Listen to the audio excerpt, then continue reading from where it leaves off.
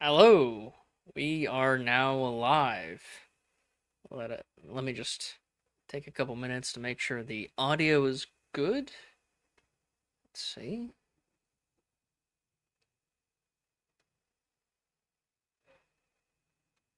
Of course. Let's see. Play back. All right, everything seems to be working. That's good. All right. Well, welcome everyone to today's live stream. Today we are covering chapter 3 of the compendium. This is the third and final chapter of the colonial era. So, the colonial era on our website consists of 3 chapters. Chapter 1, La Conquista, from 1492 to 1603, from Christopher Columbus to the death of Queen Elizabeth I. Chapter 2, Nova Britannia, from 1603, which is the start of the reign of James I, to 1675, which is the restoration of Charles II.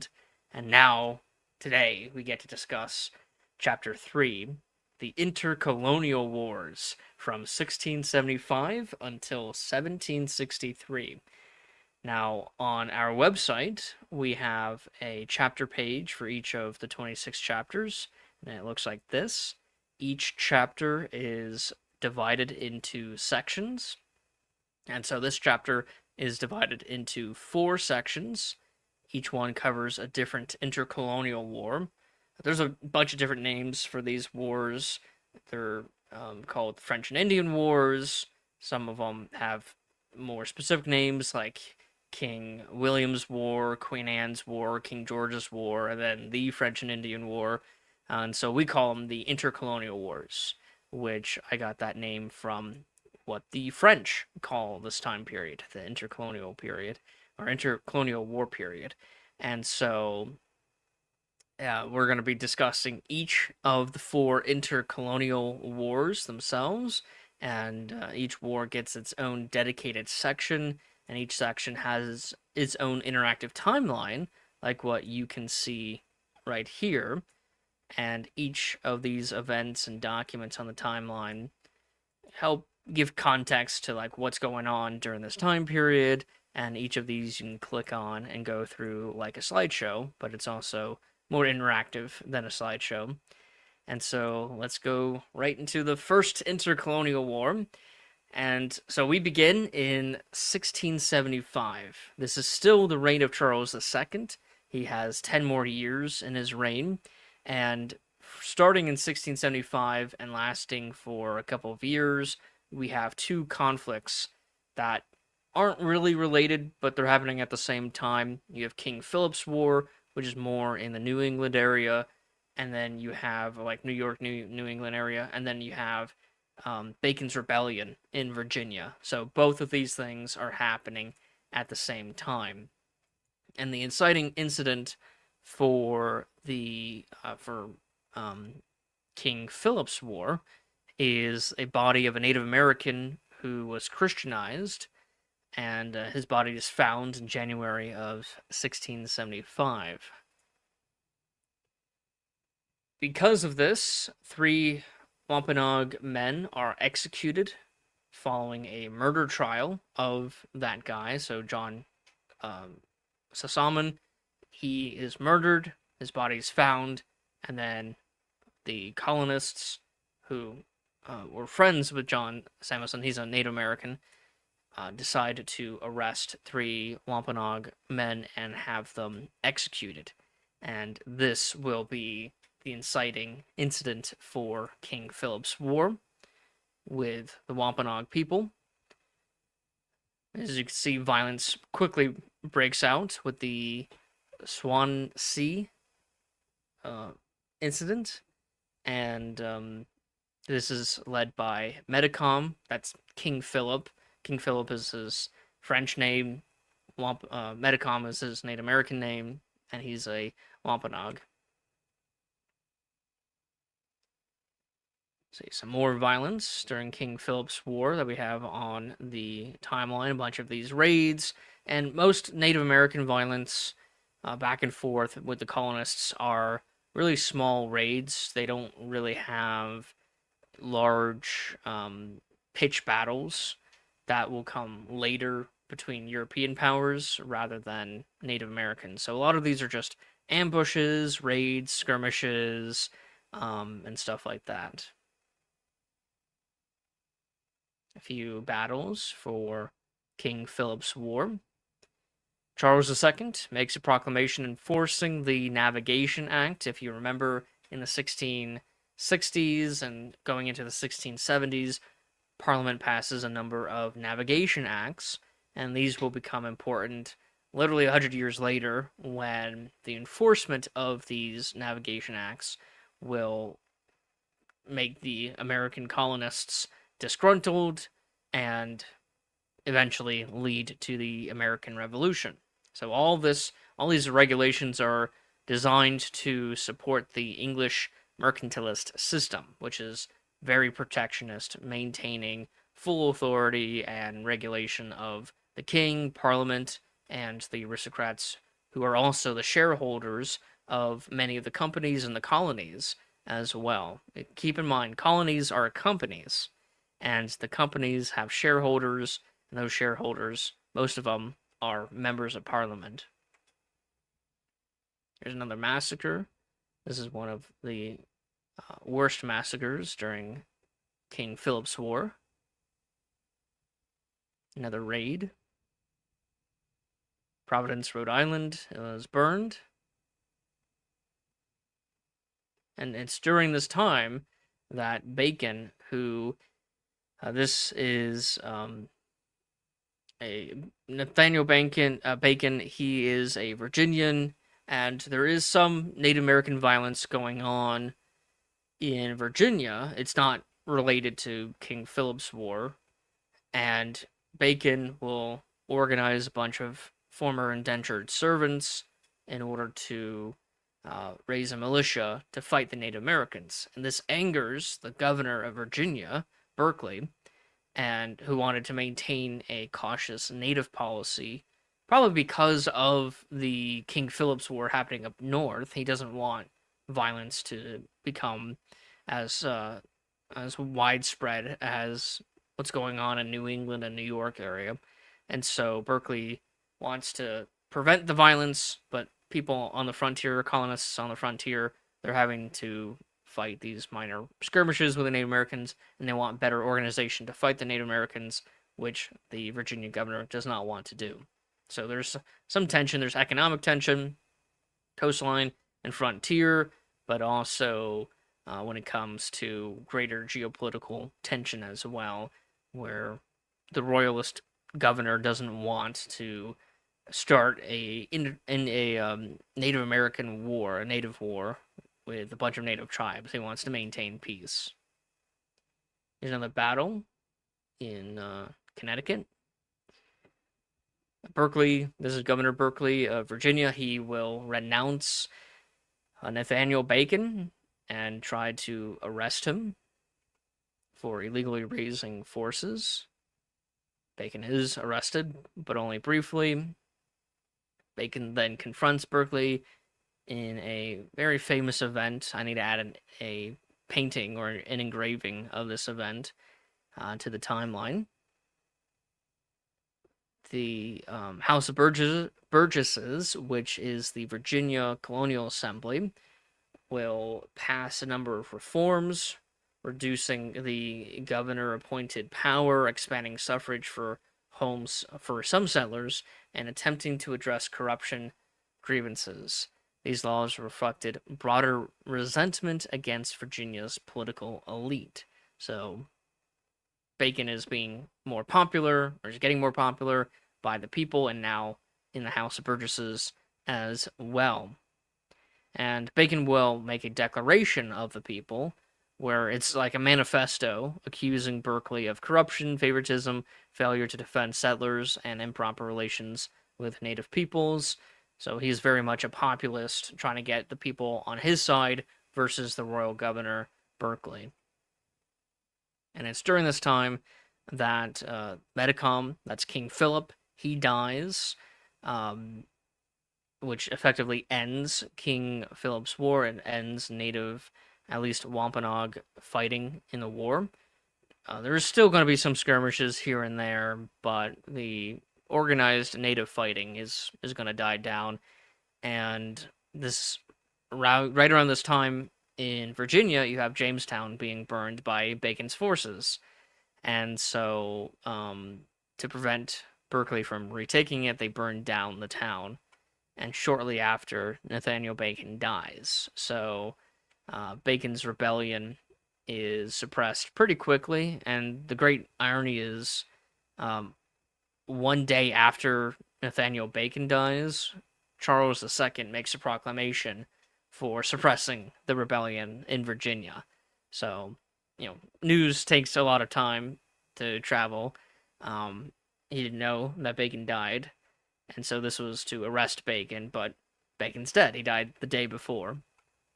And by January of 1677, most of Bacon's rebellion is now fully suppressed by royal troops and Berkeley's forces.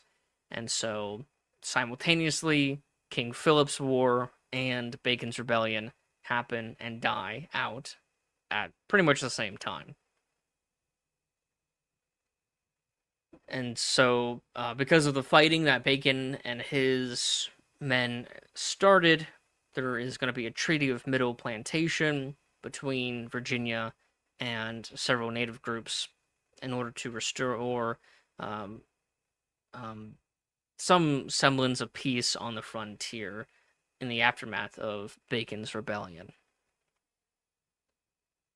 You have the Treaty of Casco, which is between the authorities of Maine and several Wabanaki groups after the fighting of the King Philip's War. So you have a number of treaties with Native Americans being formed in order to secure pre-violence peace before King Philip's War and then before Bacon's rebellion. So all these two things are happening simultaneously.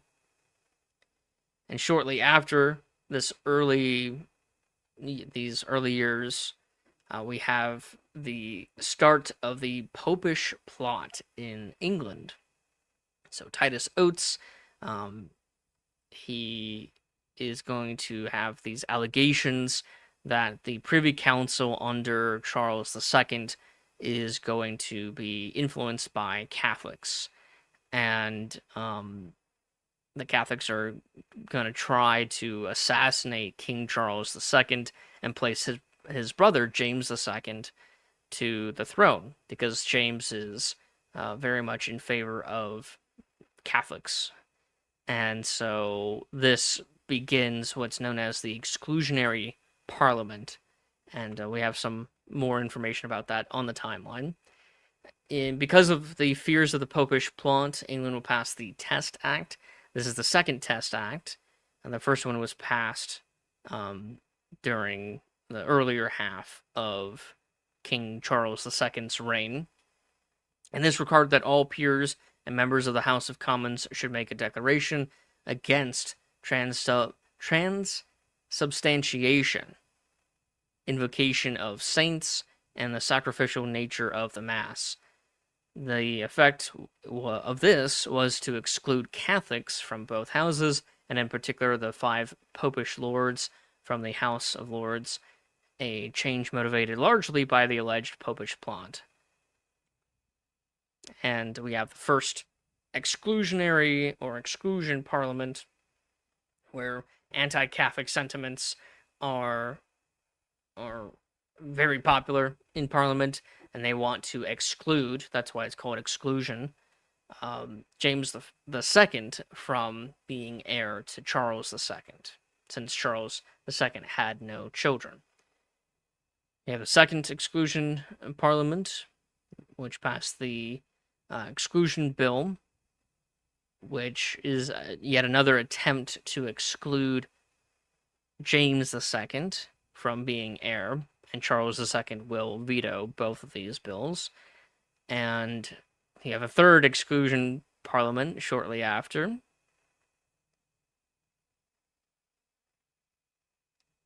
Then you have the creation of Pennsylvania, starting in 1681. Charles II gives a grant to Pennsylvania to William Penn, and this is to pay a debt owed to the Penn family for naval service during the English Civil War and then the interregnum as well. Here's some more documents for the foundation of Pennsylvania. There's the frame of government of Pennsylvania, an early constitution written by William Penn himself. New Jersey is being reorganized. At first, it was one colony, and it had two names. It was called Caesarea or something like that, named after Caesar, and also New Jersey, named after Jersey, England. And it was one. It was multiple colonies combined into one, and then split into two, and then later it'll be combined again into one. It was organized and reorganized several times over. So this is the Constitution of East New Jersey. So around New York area.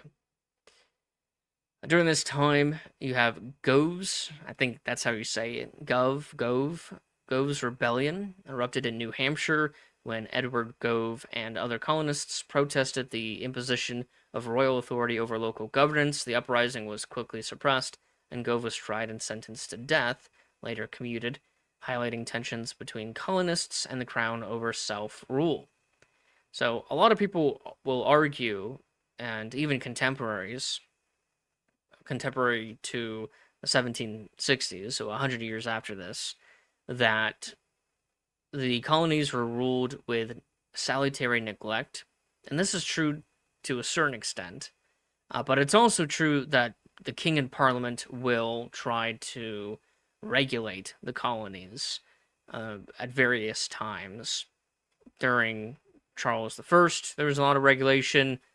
Charles II, which is what we're looking at right now, there was also a lot of regulation, especially with the Navigation Acts, that angered the colonists as well.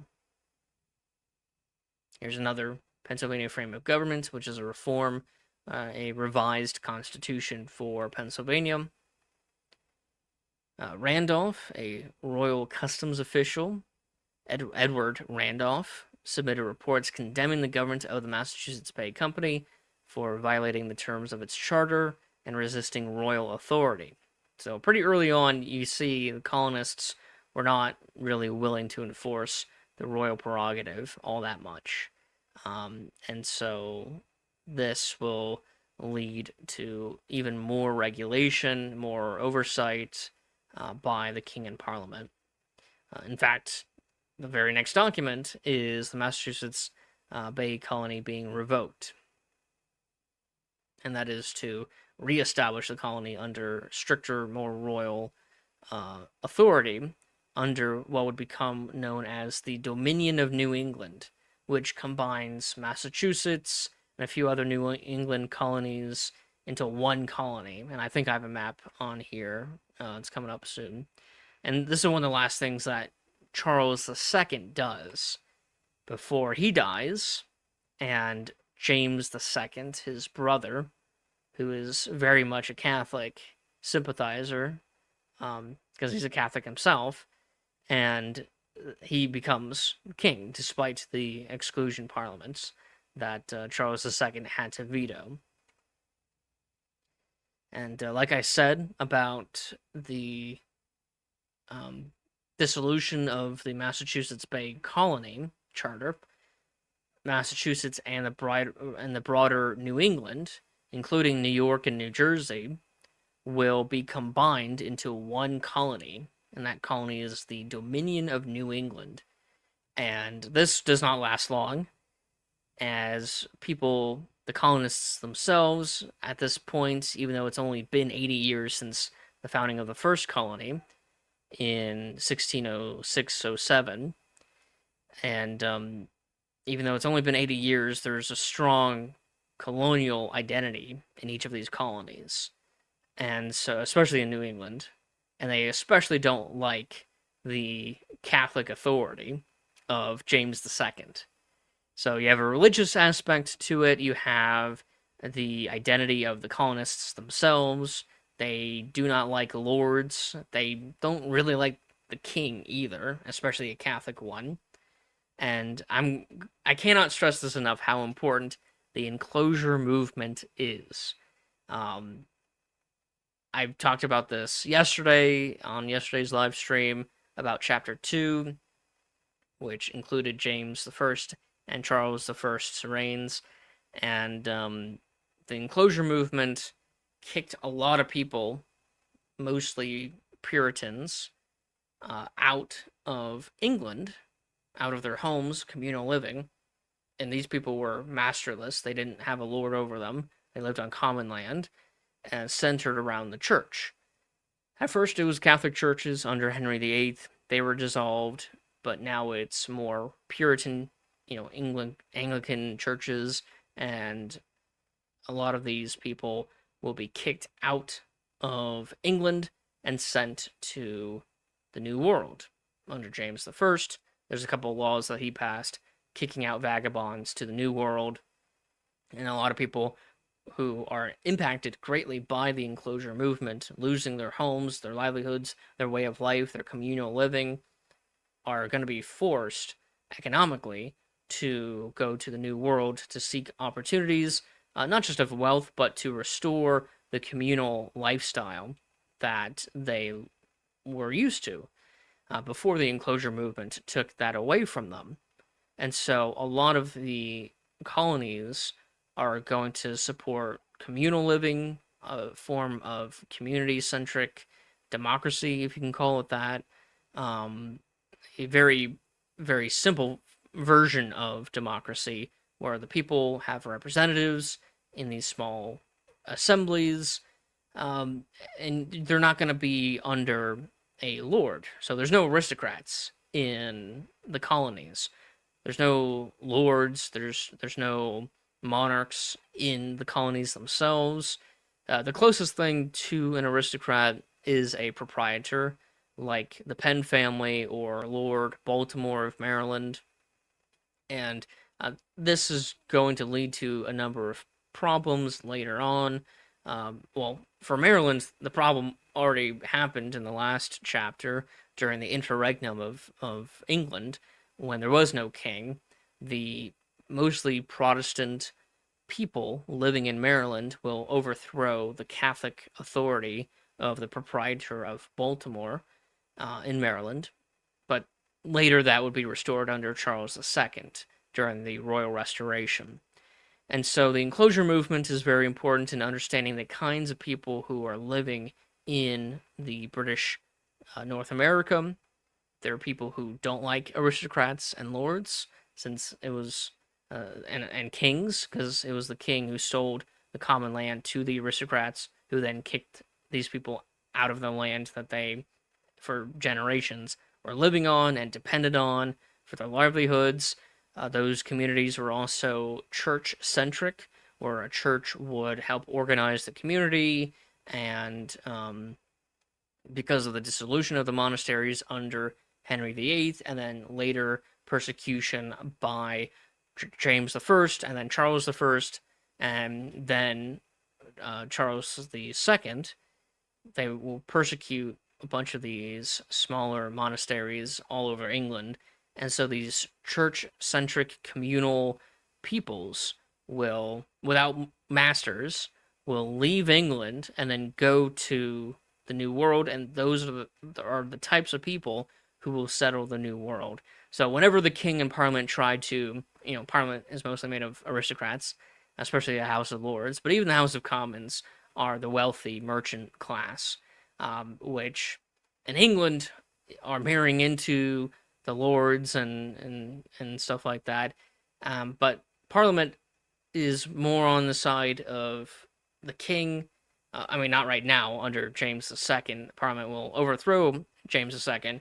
But when it comes to ruling the colonies, the king and Parliament will impose their authority more and more on the colonies at the disapproval and without the approbation of the colonists themselves. So this is a major example of the monarchy and parliament trying to force the colonies to be something that the colonists don't want to be, and that is the single colony under the dominion of New England. James II will pass the Declaration of Indulgence, also known as the Declaration for Liberty of Conscience, suspending the enforcement of penal laws against Catholics and Protestant dissenters throughout the kingdom. The declaration asserted the king's authority to dispense with laws enacted by Parliament of England and granted greater religious freedom to groups excluded from the established church. So this is going to anger Parliament a lot. Some of these codes were passed under Charles II, forcing people to be Anglican, and James II, someone who isn't an Anglican, he's a Catholic, while also simultaneously being the head of the Church of England. He is going to allow more religious tolerance for mostly Catholics, and this is going to anger the Puritan-minded Protestant dissenters of the Catholics, and so this will lead to what would become the Glorious Revolution. So England was actually fighting against religious liberty at this time, only because they hated Catholics. Here's the Declaration for Liberty of Conscience, and I actually have two of the same document, so I'll have to get rid of one of these. Let's see. During this time, Isaac Newton is doing his thing, creating calculus. So this is 1687. I like to add little things like this so that people know like what else is going on, and not just in political history, but also in scientific history. Like the last chapter, I included what Galileo was doing. In the first chapter, I should have included Copernicus. I forgot to add him to the timeline, so I'll have to add him for next year's live streams. And so I have Copernicus, Galileo, and now Isaac Newton, and a bunch of other people as well. Governor Andros, he is the governor of the Dominion of New England. He will raid a French trading post, and this is one of the inciting incidences for what would become the King William's War. It doesn't start right now, obviously, because William isn't king yet. Right now it's James II, but the Glorious Revolution will happen, replace James II with King William and his wife Mary. So it's William and Mary, co-monarchs. And so the setup for King William's War, which is pretty much a New England conflict between French colonists and English colonists, is beginning under James II. James II will reissue the Declaration for Liberty of Conscience, and leading to open resistance from the Anglicans, which again will lead to the Glorious Revolution.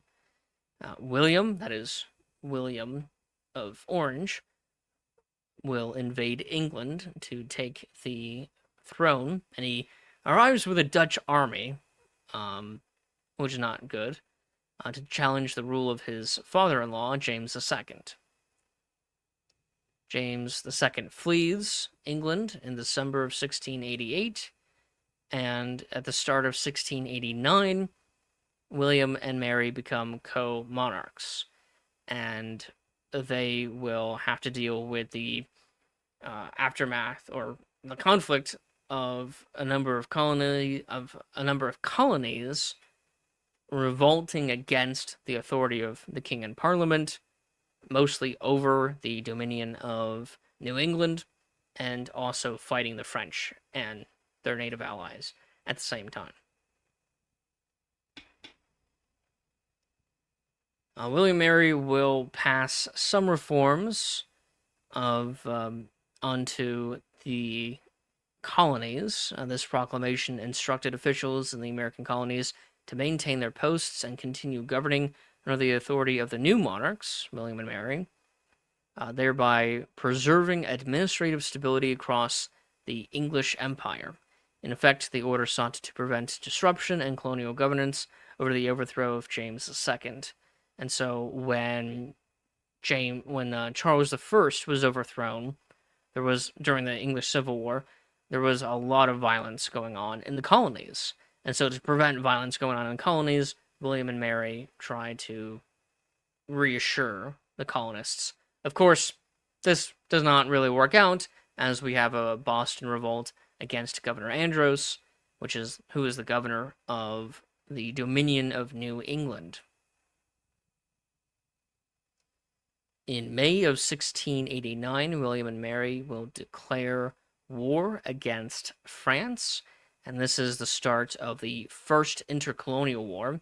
That is a conflict between France and England in North America, and it pitted New England colonists and their Iroquois allies against New France and its native allies, marked by raids, massacres, and frontier devastation.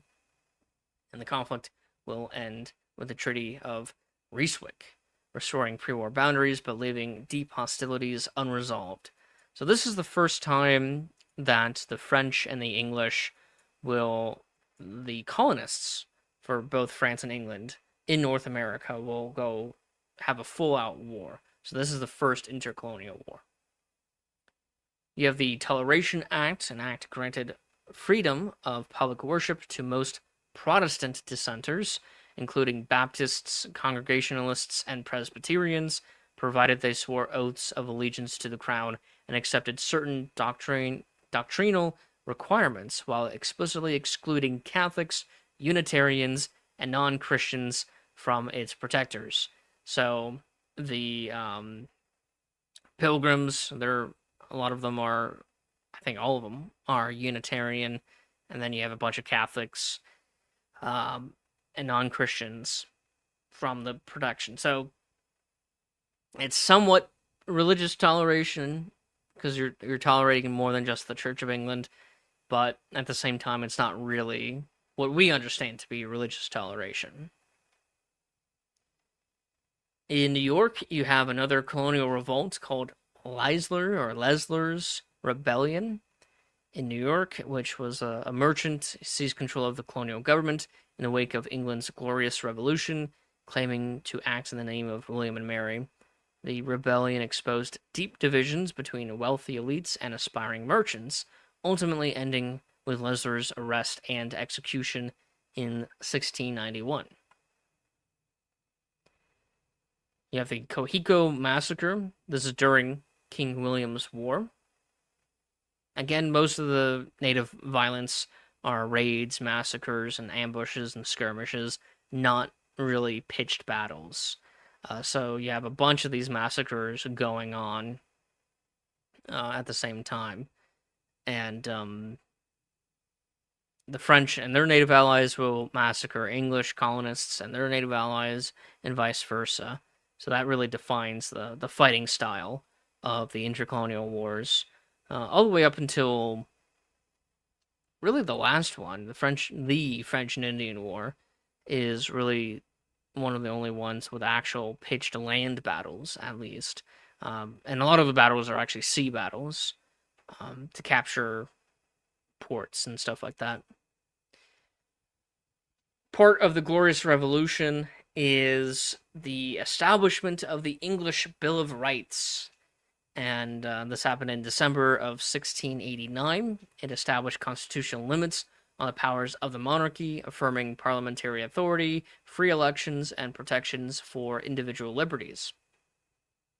It laid the foundation for modern democracy in England and influenced political thought in the American colonies, including ideas about rights and government accountability. So the English Bill of Rights will have an impact and influence on the Americas, especially for our founding fathers, and the establishment of our own Bill of Rights, which are the first 10 amendments to the U.S. Constitution. During this time, you have John Locke writing his second treatise of government, or two treaties of government. We only have the second one, which talks about this one right here, the latter, is an essay concerning the true, original extent and end of civil government. So there's two essays. We only have the second one, because the second one is really the only one that deals with governance, at least in like civic statecraft and civic theory, and so that's what we're interested in teaching. And so we have this one right here, and you can read all the primary source documents that we have on the timeline. We have a read document button at the end of the description. You click on that, and it will take you to the full text of the document. Right now, this is just linking to the Project Gutenberg ebooks. Eventually, we will be republishing all these primary sources onto our own website, onto this website that you see here. Here's yet another massacre in King Philip's War, this time in New York. You have the Salmon Falls raid. Again, at this time, most of the violence are massacres, raids, and stuff like that. The English will capture Port Royal. And so this is in Acadia, which is modern-day Nova Scotia. Acadia will be the main region of violence in the Intercolonial Wars, all the way up to the French and Indian War. For that war, most of the violence will be in the interior. Then we have William and Mary proclamation for apprehending William Penn. Let me actually refresh this real quick, because I'm pretty sure I added a description.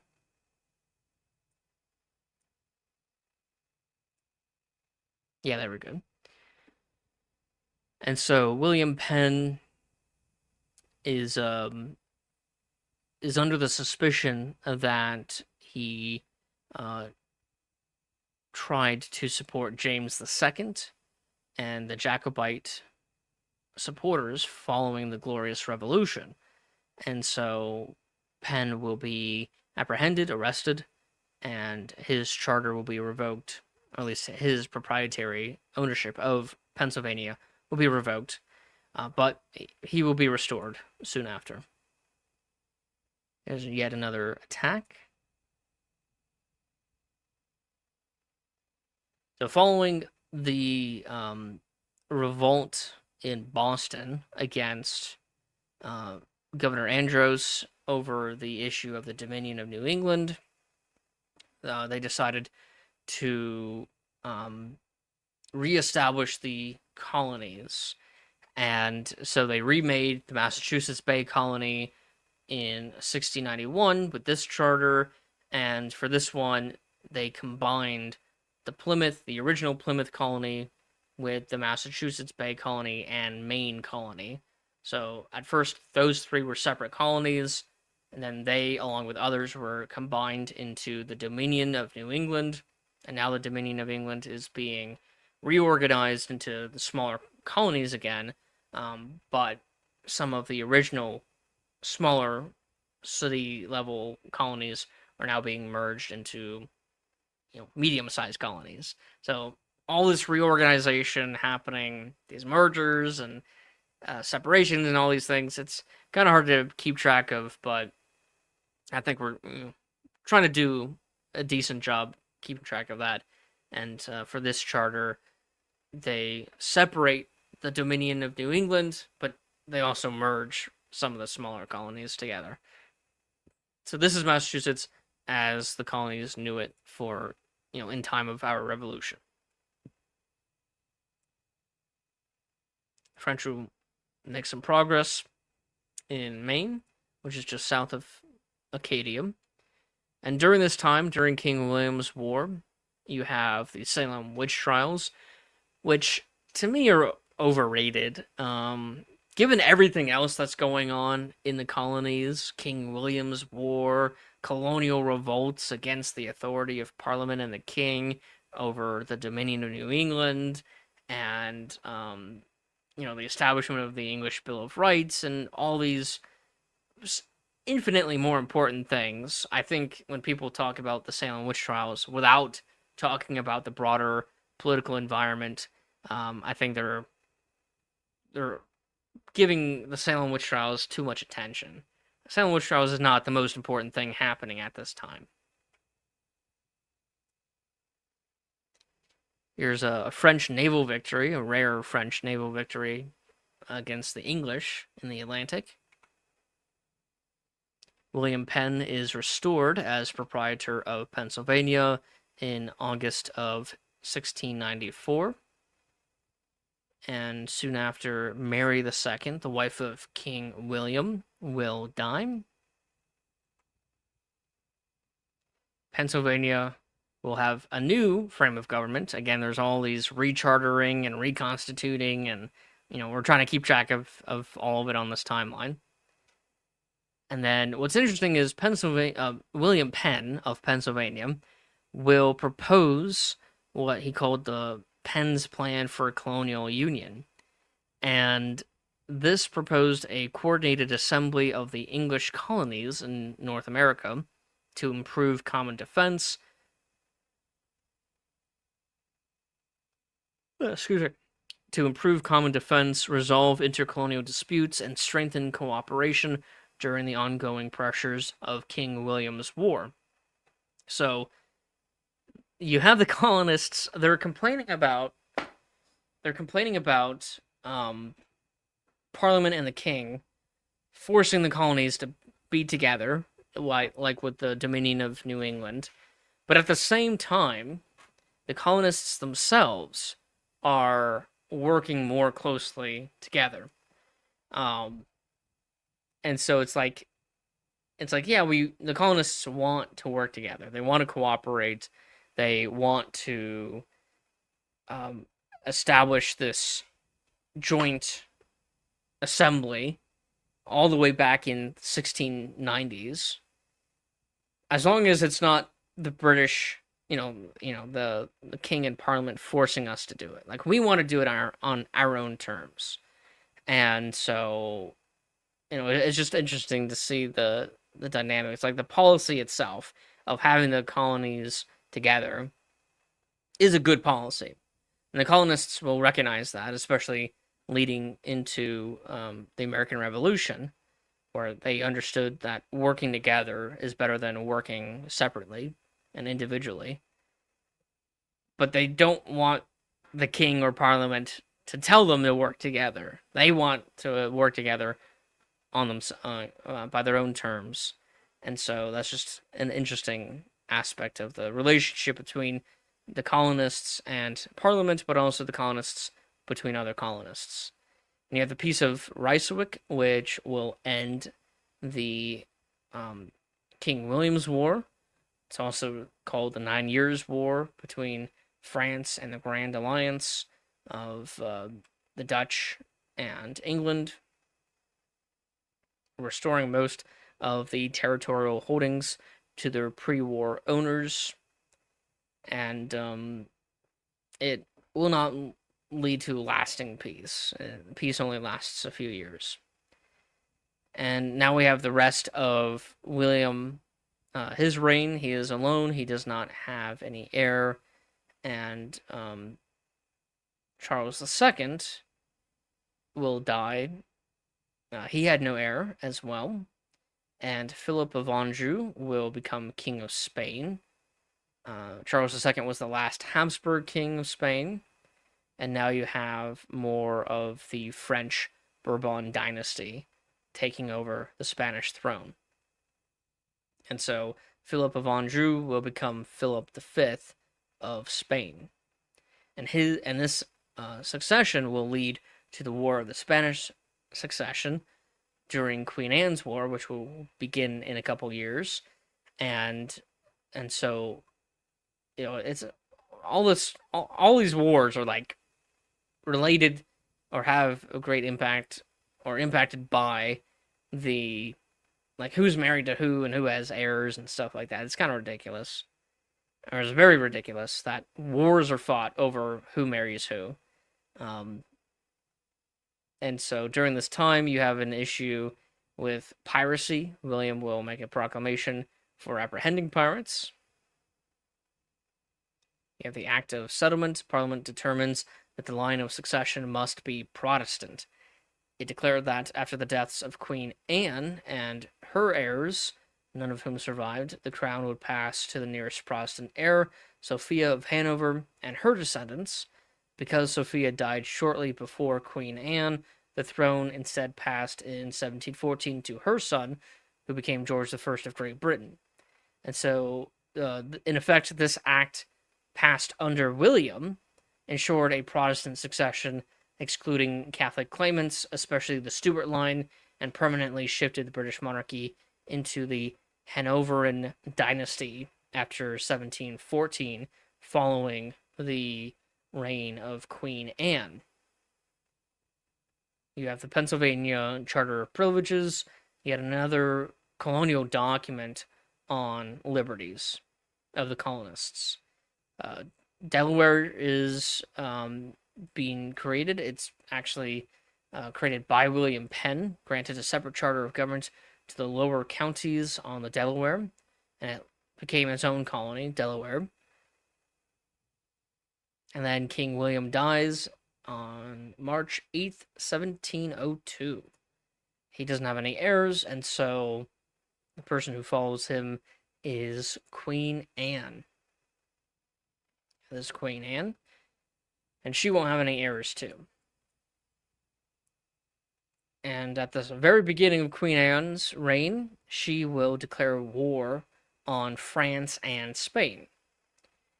And so this is Queen Anne's War, the Second Intercolonial War, and the English colonists clash with French and Spanish forces and their native allies across New England, South, and Canada. So pretty much all of the British North American colonies. Here's the Siege of Augustine, where English forces from Carolina, at this time Carolina is one colony, it's not yet North and South Carolina, and invaded Spanish Florida with the aim of capturing St. Augustine. The Spanish garrison repel the English. The Battle of Vigo Bay, English and Dutch fleet destroy Spanish treasure fleet, a major financial blow to Spain. Raid on Deerfield, Massachusetts. French and Wabanaki forces under Jean-Baptiste Hurtel de Rouville raid Deerfield, killed 56 and captured over 100.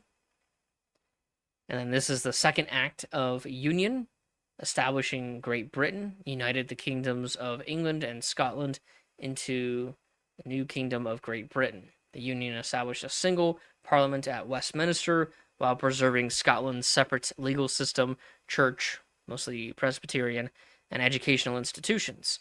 The creation of Great Britain marked a major constitutional transformation in the British Isles and laid the political foundation for the expansion of the British Empire during the 18th century.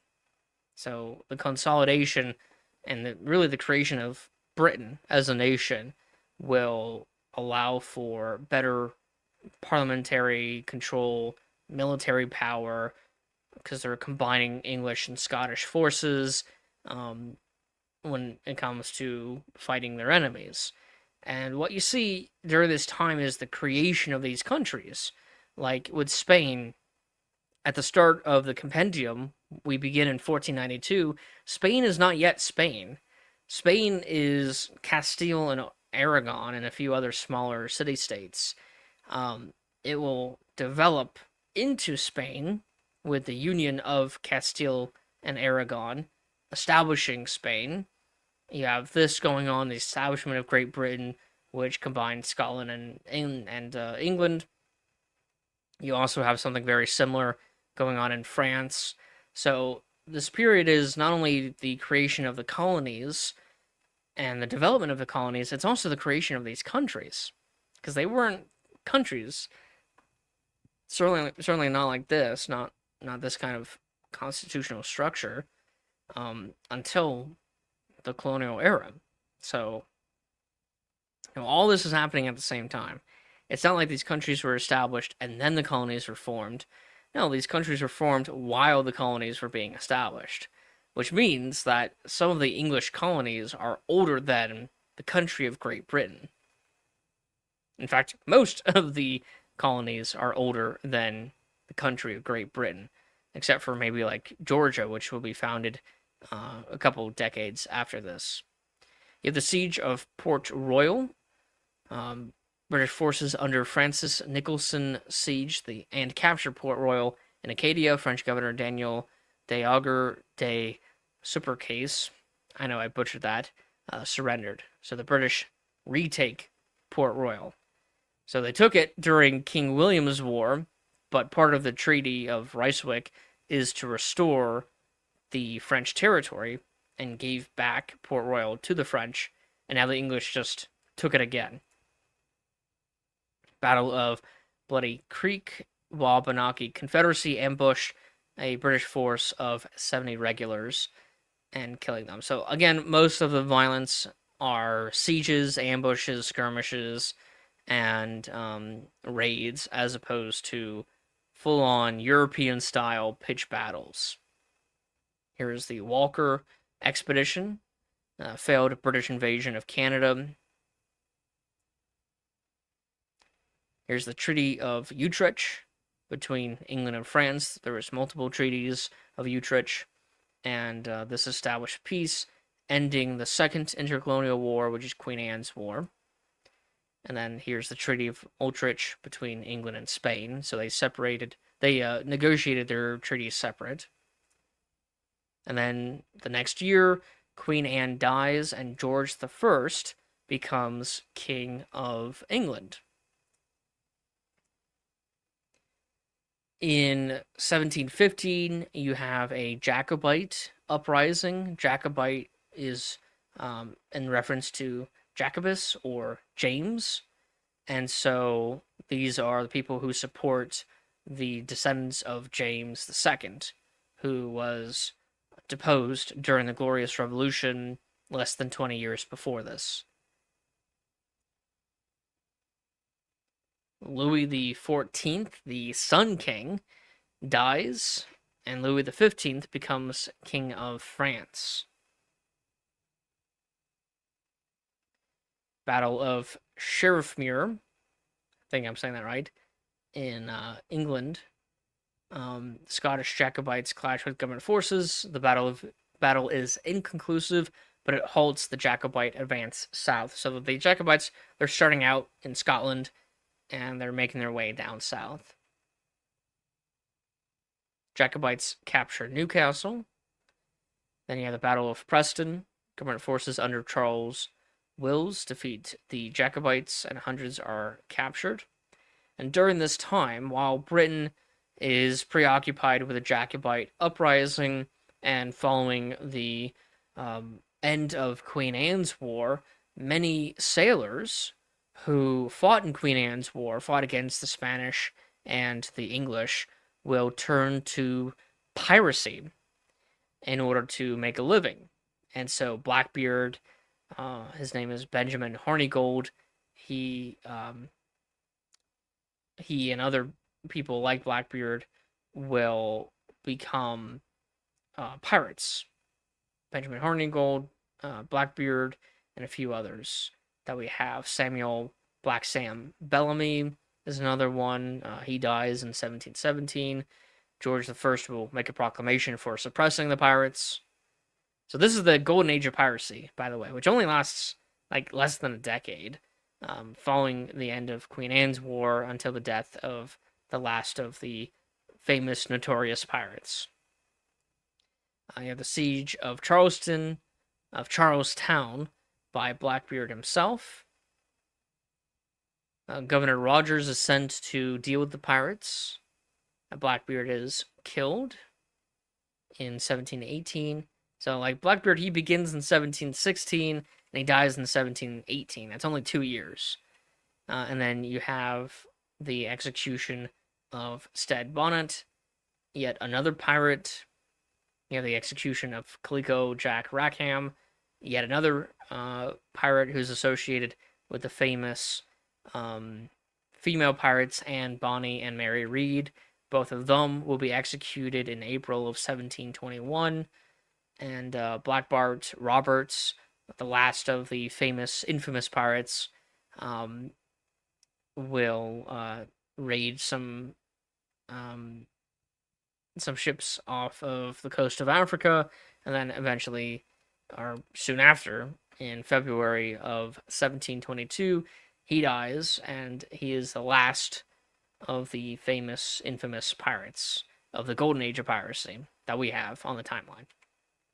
And of course, right after he dies, we have the start of the First Acadian War. And so this is fought mostly between the English colonists in New England and the former, or I guess current, French native allies. So it's not the French directly, but it's the French native allies that are fighting the English New Englanders. And so there's a number of different names for this war. I think the most common one is the Wabanaki War. We decide to name it the First Acadian War, since it's the first major conflict in Acadia between New Englanders and the native Acadians, who are French allies, without involving the French. And so there will be a second Acadian War that we have on the timeline as well. Philip V abdicates, and Louis I becomes King of Spain. Remember, Philip V was Philip of Anjou, a French guy, so he is abdicating for his son, Louis, to become King of Spain. However, Louis dies very shortly after this of smallpox, and Philip V, the guy who just abdicated, his father, will become king again, of Spain again. So that happens. And then you have the Explanatory Charter of Massachusetts Bay. George I issued the Explanatory Charter of Massachusetts Bay, clarifying ambiguities in the colony's 1691 charter and settling disputes over the qualifications and powers of colonial officials. So again, you have the king and parliament getting involved in colonial affairs. So I want to challenge the concept of salutary neglect, which is a concept that's a term used in Parliament during the lead up to the American Revolution. I'm not really convinced that salutary neglect was an actual policy or an actual thing that happened, because the British, they're fighting pirates, they're issuing and then reissuing these charters, they're reorganizing the colonies, they're impacting the trade with the Navigation Acts. You have all these regulations going on by the King and Parliament on the colonies. So I am much more skeptical of the idea of salutary neglect than most people are. I know it's a real concept, it's a contemporary concept, but when you look at all the evidence of all the different things that the King and Parliament were doing to the colonies, I don't really think it's a true phenomenon. Historical phenomenon. So that's up for debate. You have the Treaty of Boston, which ends the First Acadian War. Which, if I, let's see. Yeah, there's, again, this war has a bunch of other names. The Wabanaki War, Dummer's War, or Father Raleigh's War. We just call it the First Acadian War. And then the Spanish Siege of Gibraltar begins. This is the start of the Second Anglo-Spanish War, which begins, and it ends pretty quickly, at the end of King George I's reign. He actually dies a few months later in June of 1727, and that goes into the next section, which begins with the ascension of George II as king. And so the Siege of Gibraltar ends pretty quickly, and just a couple years later, you have the Treaty of Seville, which ends the Second Anglo-Spanish War. It restores peace and commerce, and it is this treaty, along with a few other treaties, that will secure Spanish neutrality in the next couple intercolonial wars. So the Spanish, although they're allied with the French, are not going to join the French in fighting the English during, especially the French and Indian War, or the 7 Years' War, which we have as the Fourth Intercolonial War. But that's going to be the next section. You have the Treaty of Vienna. This treaty established a defensive pact in which Britain and Austria guaranteed each other against aggression and helped secure international acceptance of the Pragmatic Sanction for Maria Theresa's succession to the Austrian throne. So, Spain and France are friends, and now England, the Dutch, and the Austrians are friends, opposed to like the Prussians and Russians and a few other nations. So trying to keep track of all these treaties, because they're always changing, is kind of difficult. But again, I think we're doing at least a half decent job keeping track of the treaties and who's aligned to who and how that will impact the wars to come. You have Jenkins' Ear incident. A lot of people say that this is the start of Jenkins' Ear, or War for Jenkins' Ear. It's not. The war won't begin for another couple years, so it's not really the war for Jenkins' Ear.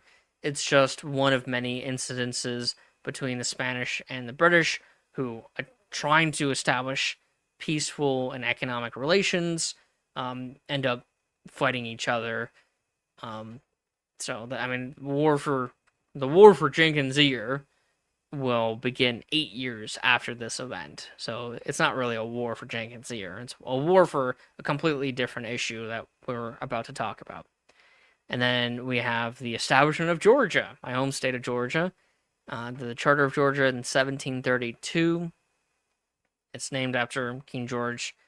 I'm not sure if it's the first or the second. Maybe George II is naming it after his father, or maybe he's naming it after himself. This charter created a corporate body of trustees and granted them authority to establish and administer the colony on behalf of the crown. Now, the colony itself was established, the authority to establish a colony is obviously the king, but the guy who established the colony is a British general named Oglethorpe. And he is a very interesting guy. He is very much a humanitarian. He makes Georgia a refuge for criminals and petty thieves and vagabonds, and also outlaws slavery. He also outlaws accepting non-white people into the colony. That law will be made in 1735. It's not part of the original charter, but it also bans slavery as well. So slavery is not allowed in Georgia, of all places, at the start of the colony's history. That will be revoked. That policy will be revoked by the king, and forced slavery into Georgia on behalf of and lobbied by the slave masters of South Carolina, who wanted to expand their operation into Georgia. So, a little complicated. Excuse me. At the same time, you have the passage of the Molasses Act, which is yet another regulation, which is a tariff on molasses, sugar, and rum imported into North America from other colonies, like in the Caribbean. And so, again, the idea of salutary neglect. This is yet another example, another proof against the idea that Parliament was not intervening in colonial affairs before the 1760s. They absolutely were. So, although I understand the sentiment of salutary neglect, I don't fully agree with the implications of absolutely no Parliament authority and control and regulation of the colonies. Here's yet another treaty, the Pacte des Familles. This is securing the alliance between France and Spain, since both are now ruled by members of the Bourbon family. I spelled Bourbon wrong. Oh, I'm gonna have to change that. That's how you know this is not AI generated because of all the spelling mistakes. That's just me. And so the Philip V, who is Philip of Anjou, he's a French guy. The Anjou family is a branch of the Bourbon family, not the Bourbon family. And then the King of France is obviously a Bourbon, Louis the 15th. Then an interesting event in Pennsylvania happens called the Walking Treaty and the Walk. And so I'm actually impressed that we still have this document from 1737. And so this Walking Treaty in Pennsylvania is a treaty with Native Americans where specifically the Delaware natives, Lenape, where they will grant the Pennsylvanians a deed to a land that can be covered by a individual person walking for a certain distance. I think it's like a day or something like that, a day and a half. And the treaty itself transferred vast tracts of Lenape land to in eastern Pennsylvania to the proprietors of the Penn family, setting the legal framework that will later be exploited during the walk carried out later this year. So I don't know why the Lenape agreed to this treaty, but in a couple months in September, this is the actual map. It's kind of hard to see of the walk itself, and the Pennsylvanians, what they did is they prepared the path ahead of time. So they cleared it out.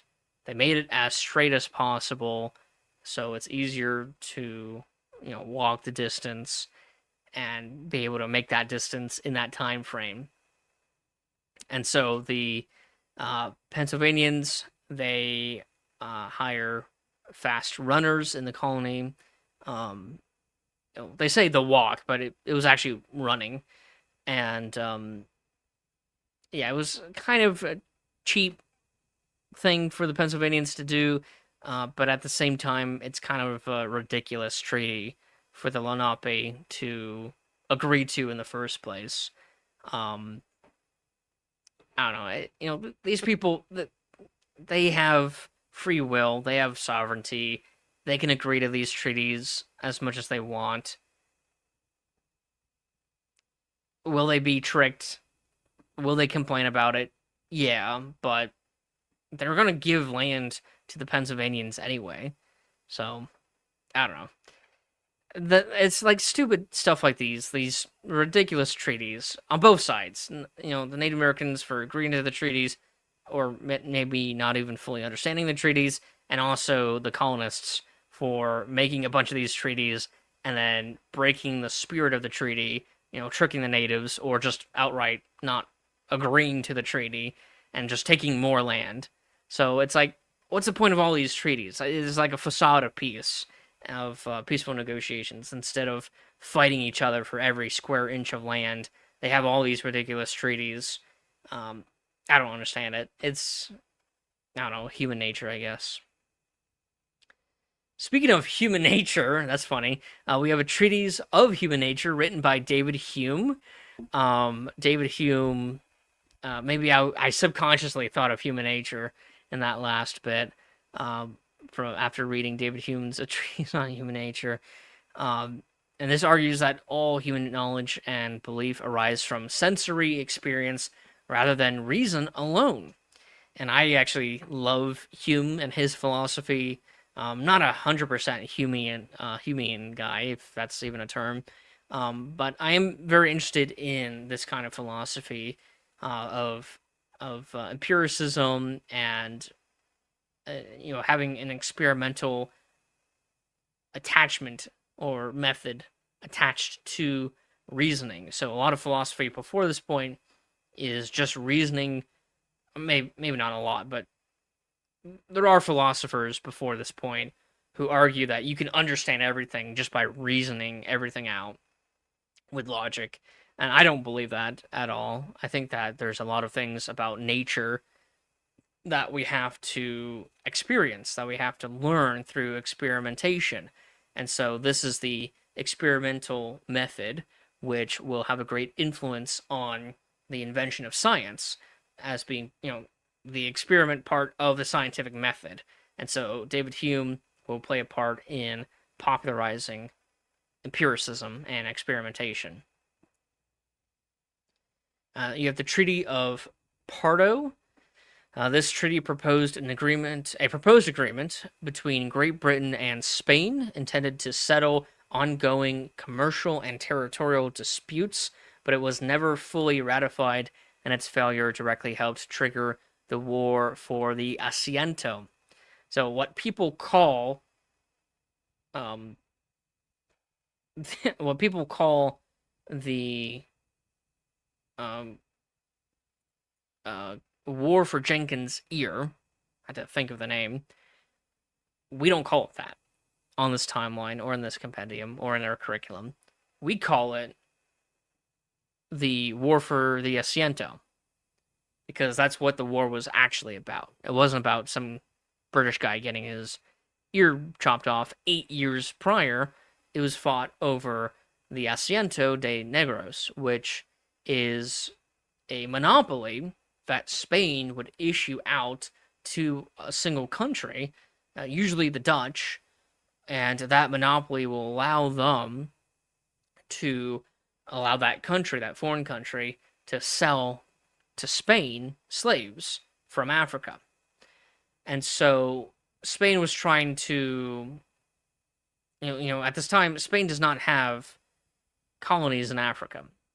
Because of the Treaty of Tordesillas, that made it so that Africa is Portuguese territory, not Spanish territory. During the Iberian Union, where Spain and Portugal were united, they didn't need to have this Asiento. But now that Portugal and Spain are no longer united, and I have to add that to the timeline actually to have better context, but now that Portugal and Spain are not united as the Iberian Union, Spain has to issue out this Asiento, this monopoly, to another country, that has colonies in Africa in order to get slaves from Africa. And so the Asiento is usually issued to the Dutch. Spain has a long history with the Dutch, with Netherlands and Belgium, especially Belgium, because Belgium used to have been a territory of the Spanish. When the Holy Roman Emperor Charles I of Spain, Charles V of the Holy Roman Empire, he controlled not just Spain, but the Holy Roman Empire. He was also Habsburg, and he controlled Belgium as well. And so the Dutch were a clear choice for the Spanish to choose. They have a long history with each other, and the Dutch are now setting up colonies in Africa, getting slaves from the markets, and then selling those slaves to the Spanish in North America, or in Central and South America, and the Caribbean. And so this monopoly, the English wanted the monopoly, and the Spanish were like reluctant to give it to them. And so the British go to war with Spain over Spain not granting Great Britain the Asiento, or at least not agreeing to the price that the South Sea Company wanted to have the Spanish pay. It's even more ridiculous than anything else on this timeline. This conflict between Spain and Britain over the Asiento is just a ridiculous development. And this is the war for the Asiento, which people call the war for Jenkins' Ear. We also call it the first of King George's wars. So during this time, which most people call King George's War, singular, most people who talk about King George's War is only talking about the war between England and France that begins in 1744. But this conflict between between England and Spain begins all the way back 5 years back in 1739.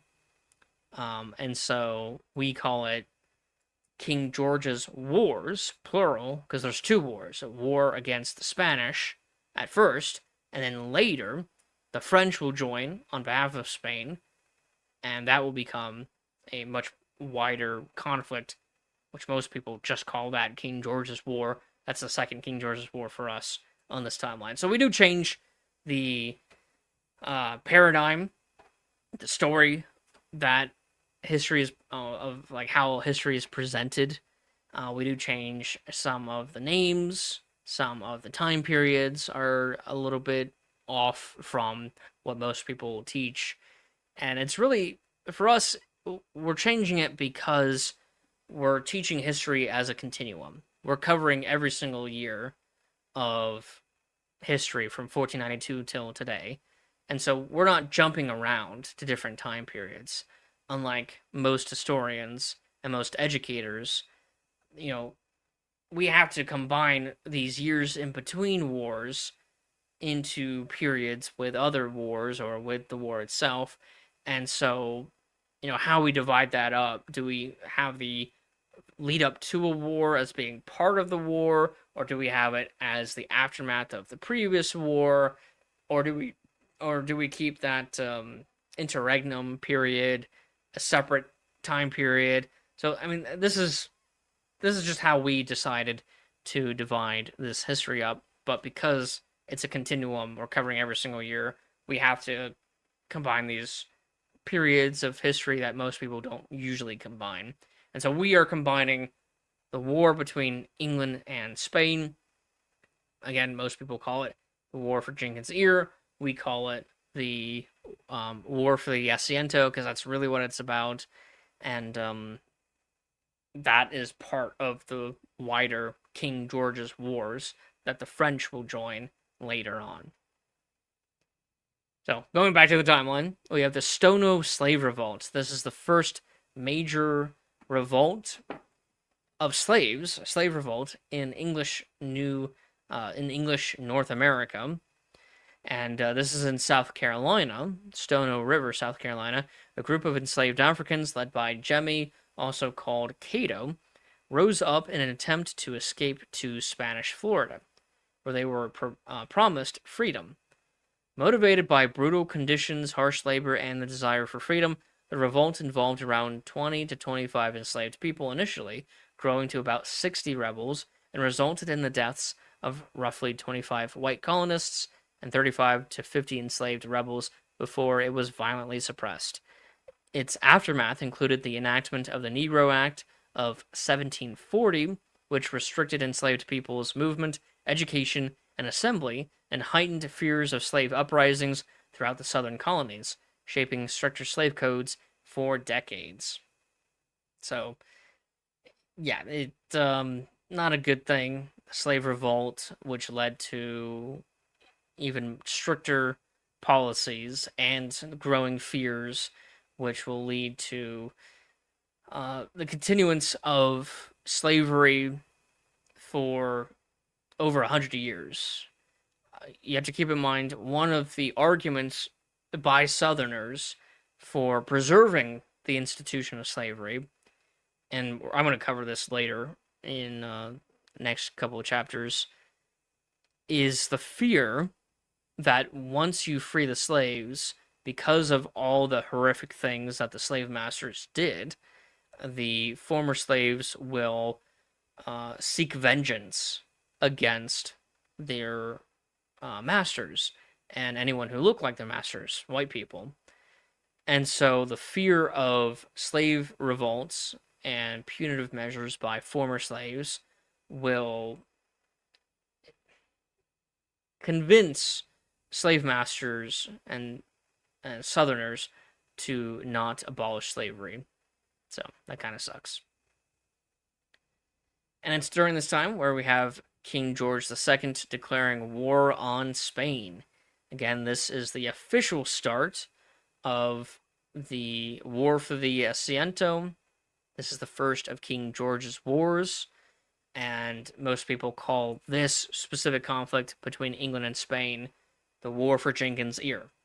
We don't call it that, but just so you know what it is.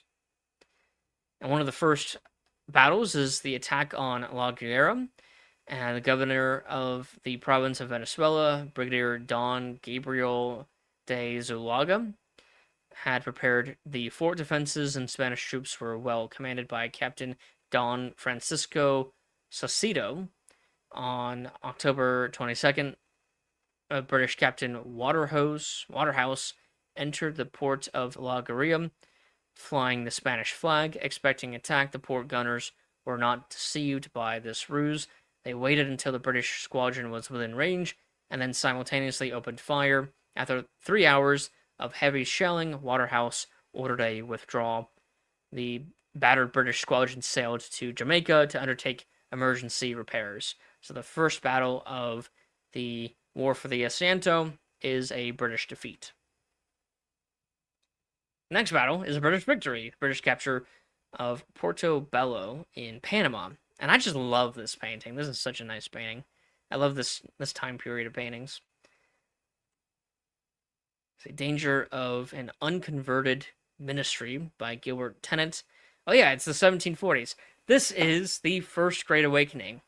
Now, again, we have a tradition at Amending America to revise a lot of the nomenclature of time periods and also of different wars, like not calling it the War for Jenkins' Ear, but instead calling it the War for the Asiento. We also don't like the name First Great Awakening and the Second Great Awakening. For starters, it makes it sound like both of these events are connected, but they're really not. They're actually complete opposites when it comes to theology. The First Great Awakening is very much a Calvinist revival, and with this kind of Calvinism, it's about fire and brimstone. Mass is supposed to be very mature, very solemn. You're supposed to fear God, and you're a sinner in the hands of an angry God, and you have to pray for mercy and forgiveness and salvation, as opposed to the Second Great Awakening, which is a Methodist revival. And Methodism is very much against fire and brimstone. They are in favor of the idea that Christian faith and salvation is an individual journey. And so it's much more joyful. It's about individualism. It's about, having this journey with Christ throughout your life. And so you don't have to fear God, punishing you. You don't have to fear that God isn't going to elect you as someone who will receive salvation and make it to heaven. So Calvinism, very fire and brimstone, the First Great Awakening, and then the Methodist Second Great Awakening is very much an individualistic, centered type of Christianity. And so we don't call it those. We call the first one the Calvinist revival, or something like that, and then something Calvinist, and then the Second Great Awakening, we call it the Methodist revival. So this is the Calvinist revival. You're going to have a bunch of these sermons, these very famous sermons during this time period, where it's like very much fire and brimstone. It's like, you better pray for forgiveness, pray that you're going to make it to heaven because you don't know, or else you're going to be burned by God. And this is happening while the War for the Asiento is happening as well. So again, these things, history, it's not so clear-cut as most historians like to present it as. There's so many things happening, all these different themes of history are actually happening at the same time. King George's Wars are happening at the same time as the Great Awakening, which we call it the Calvinist revival, and the same thing is gonna we're gonna show you in later chapters where different themes of history are happening at the same time, and you're gonna see this especially during the Progressive era or the Cold War era, where you have like the Cold War, and then you have civil rights, and then you have other issues like the space race or the nuclear arms race or economic development or stuff like that. All these different themes of history are happening at the same time. That's not how most educators teach history. They like to divide up history by themes. And so you don't see how one theme is happening at the same time as another theme and how that influences each other. And so these themes very much have an impact on each other. You have the destruction of Fort San Lorenzo, El Rey Chargres. Again, I'm butchering these Spanish and French names. There's another typo. It's supposed to be capital B. Where the English began to bombard the Spanish forces. Given the overwhelming superiority of the British forces, Captain Savoya surrendered the fort on the 24th of March after resisting for 2 days. Just like Portobello, the British destroyed the fort and seized the guns along with 2 Spanish patrol boats. George II proclamation for encouraging trade with America. Again, here's yet another document that disproves the salutary neglect theory, the idea that the king and parliament were not really regulating the colonies or not involved in colonial affairs. Looking at all this evidence, and I'm sure there's much more evidence. To me, it looks like there actually wasn't neglect by the king and parliament. There very much was a lot of these regulations and enforcement. Now, there was much more enforcement that will start up in the next chapter, leading up to the American Revolution. But for the idea that the king and parliament were not regulating the colonies or not getting involved in colonial affairs, that's just simply not true. So, the evidence can speak for itself. Here's the second attack on Cartagena de Indias, Admiral Vernon. That is the Admiral Vernon. It should sound familiar for anyone who knows about George Washington, because Mount Vernon, George Washington's home, is named after Admiral Vernon, this guy.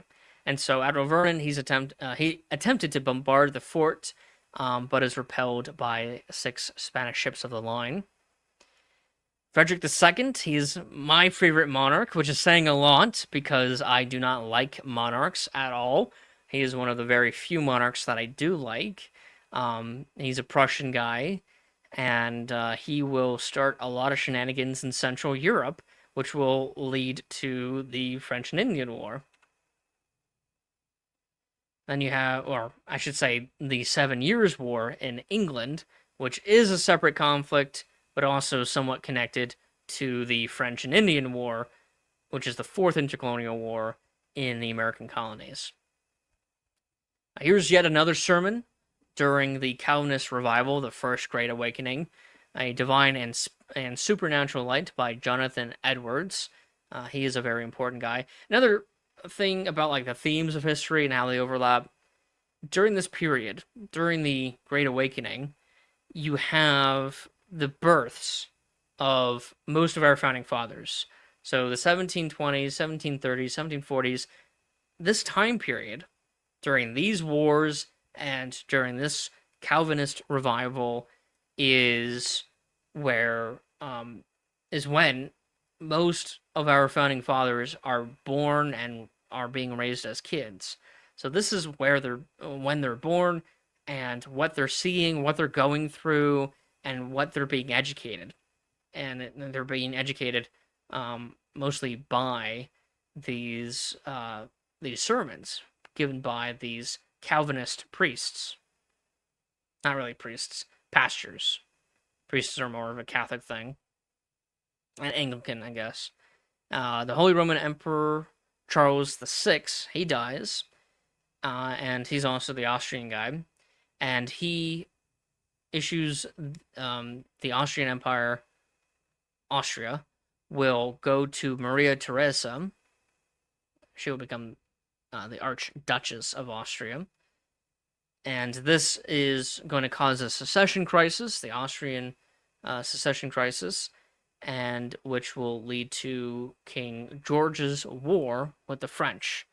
Remember, the British are aligned with the Austrians at this time.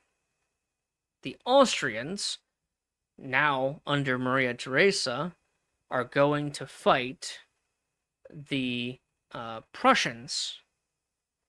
And that's going to happen. That's the next event on the timeline.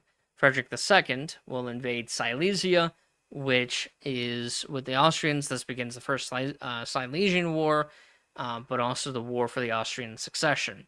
Other kingdoms would attack Maria Theresa's Austria, such as Charles Albert of Bavaria. He will become the future Emperor Charles VII of the Holy Roman Empire, and also Louis XV of France, Philip V of Spain, Augustus III of Saxony and Poland, and Charles Emmanuel III of Sardinia. So Louis XV is going to attack Austria for the succession because they don't like Maria Theresa. Then, at the time, Austrians are allied with the British, and so the British are going to then attack the French. All these treaties and keeping track of the treaties alone is a hefty ordeal because they're going to be changing sides all the time. But then also keeping track of who's monarch and who's married to who and who's related to who, and that is also pretty difficult to do, or trying to do it. This is our attempt at doing it. While the War for the Austrian Succession is going on, we have the continuance of the War for the Asiento, which, again, most historians call it the War for Jenkins' Ear. We don't call it that because it's not about Jenkins' Ear, which happened 8 years before the war began. We call it the War for the Asiento because that's the main issue that the English are fighting the Spanish over. Here's yet another sermon during the Great Calvinist Revival, or the Great Awakening. This time it is Sinners in the Hands of an Angry God by Jonathan Edwards. This is a very famous sermon during this the Great Awakening. And it's a very interesting read. I encourage you guys to read it. And again, for all these primary source documents, we have a read document button. When you click on this, it will take you to the full text of these primary sources, if we have the primary source on the timeline. You have the Treaty of Breslau, which is the treaty that concludes the war between Austria and Prussia, between Maria Theresa and Frederick II, who would become known as Frederick the Great. Austria will cede most of Silesia to Prussia. This also ends the First Silesian War. Here's yet another battle, or I guess a raid, between the Spanish and the English. Again, part of the War for the Austrian Succession, the French have attacked the Austrians, the English are allied with the Austrians, and so now the French and English are going to fight each other.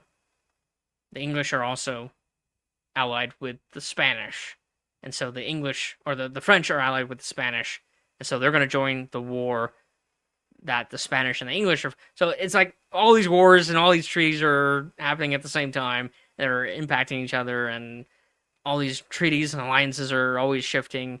It's really annoying and having to put together and try to keep track of. King George II will in return, declare war on the French. You have a raid of Canso, which is now the French forces, launching a raid on the British forces. This is in present-day Nova Scotia. Back then, it was called Acadia when it was occupied by the French. Frederick II will pretty much join back into the conflict. He made peace with Austria for the First Silesian War, and now he's entering back into the conflict by invading Frederick II, or by invading Bohemia, and this begins the Second Silesian War. Again, keeping track of all these treaties and wars and who's fighting who and why is it's a pretty hefty ordeal. Here's the siege of Louisburg. The English will siege this very important port city, and they'll be sieging this for decades to come. Not in this single conflict, but they will constantly go and be sieging this port as well. Charles Edward Stuart lands in Scotland. This is the descendant of the original Jacobite rebellion, which happened 30 years prior in 1715. It's now 1745, and so this is Charles Edward Stuart. Bonnie Prince Charles lands in Scotland, beginning the Jacobite rebellion, also known as the 45, because it's 1745. And so, while all these wars are going on, an uprising in England happens with the Jacobites. And so a couple battles happen.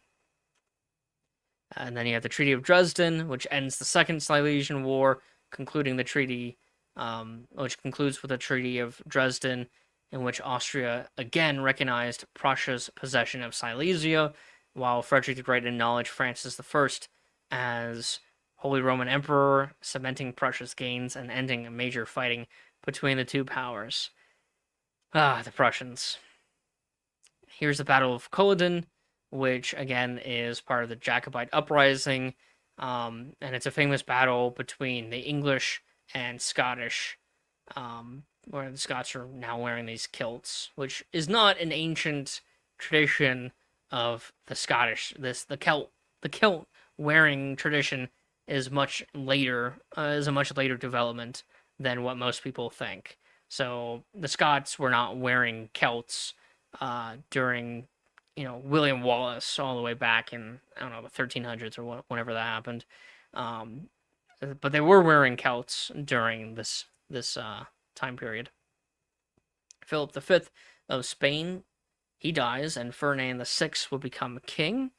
And Ferdinand VI, he is much more of a pacifist, and he will pursue peace negotiations, which will lead to the end of King George's War, King George's Wars, plural, because the Spanish are fighting the English in the War for the Asiento. So that will end with the same treaty that ends the war between England and France, which most people call King George's War. Peace negotiations begin in Lisbon. And again, this is why knowing who is monarch is so important, because who is monarch will have a major impact on which country sides with which country will fight which country will go to peace, sue for peace with which country. And so keeping track of who's monarch of all these countries is also very important to do. Not just the treaties and the wars and the battles and the laws and all these other things, but also who is monarch. And then in 1748, you have the publication of the Spirit of Laws. Excuse me. The Spirit of Laws by Montesquieu. And this is another very interesting read and a very influential political treatise, which will impact the Founding Fathers and the framers of America and the Constitution. And then this section, the Third Intercolonial War, King George's Wars, will conclude with the Treaty of Aix-la-Chapelle. I don't know if that's how you say that word correctly. This ended the Austrian succession in Europe, and it ended King George's Wars against Spain and France in the American colonies. And this section is finally over. And now we go to the fourth and final section of this chapter, which is called the Fourth Intercolonial War from 1749 to 1763. And this begins with the Second Acadian War. Most historians call this Father Laloche's War. We don't call it that. We call it the Second Acadian War because it's taking place mostly in Acadia. And this war begins right after, like, the same year as the Treaty of Aix-la-Chapelle. Or no, within a year of that treaty. That treaty was in 1748, now we're in 1749. And so pretty quickly, the stipulations of peace are violated, and they're violated by the British, specifically by Governor Edward Cornwallis. I wonder if that name rings any bells. This is not the Cornwallis that surrenders, that's Charles Cornwallis. This is Edward Cornwallis, this is his uncle. So the Cornwallis who surrenders at Yorktown in a couple decades from this point of time is the nephew of this guy, Edward Cornwallis, who begins the Second Acadian War, and by violating the stipulations of peace. And so we have a couple battles. We have a couple battles from this war, from the Second Acadian War. Again, people call it Father Laloche's War. Cornwallis will issue a scalp bounty proclamation, so scalping will become very popular because of Edward Cornwallis. You have the Treaty of Madrid between Spain and Portugal. This is to replace the old Treaty of Tordesillas and redefine the clear territorial boundaries in their American and Asian possessions based on effective control instead of just drawing a line on the map. So at this point, the Treaty of Tordesillas, which was issued between Spain and Portugal all the way back in 1494, is now revoked and replaced by the Treaty of Madrid.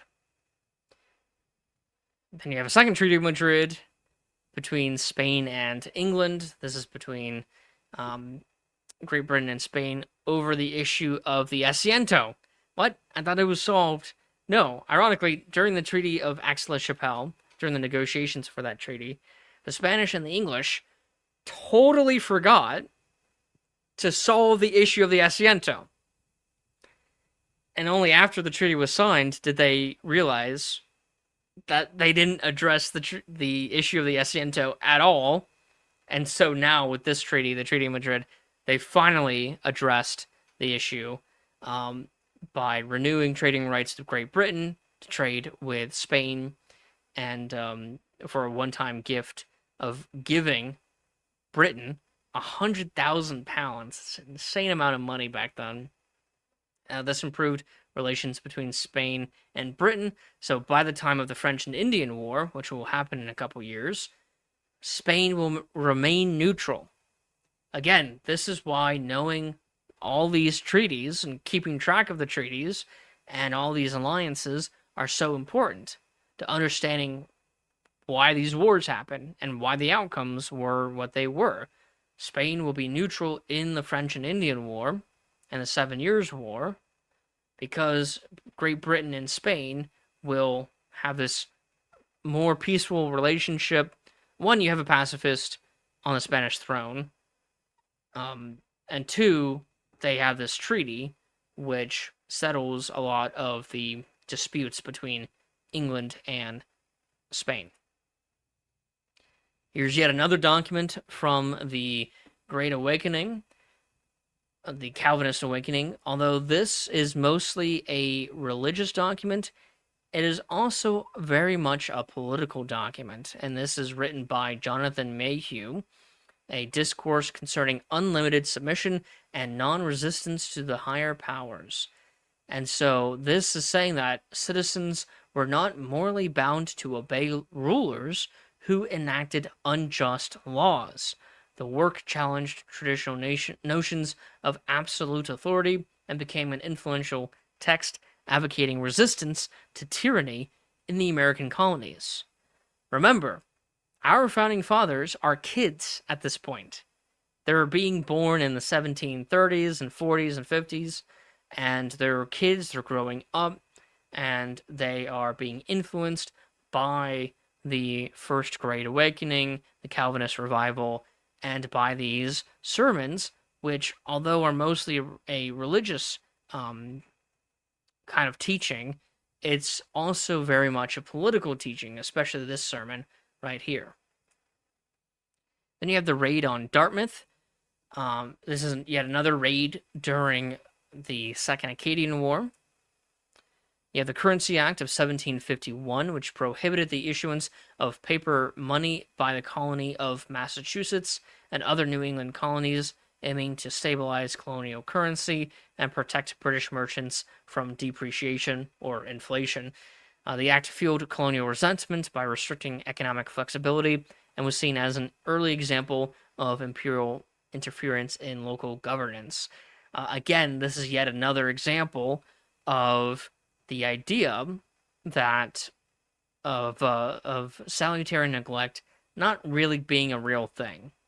A lot of people, even people back then, salutary neglect is a contemporary term used by members of parliament just shortly after this time period, and I don't really think that it's a real thing.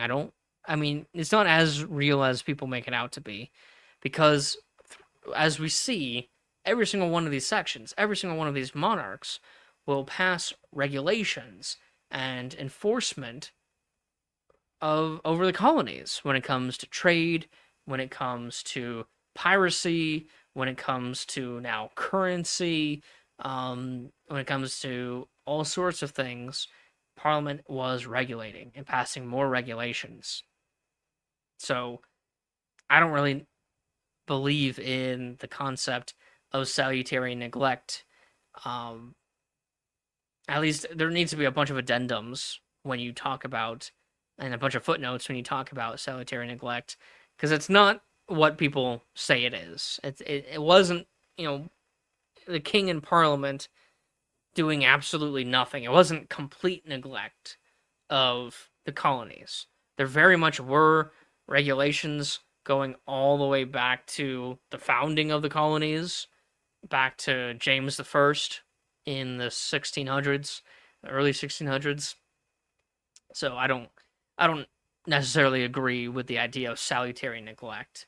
So I mean, that's just me based on the evidence that we've compiled so far. Here's yet another raid of the during the Second Acadian War.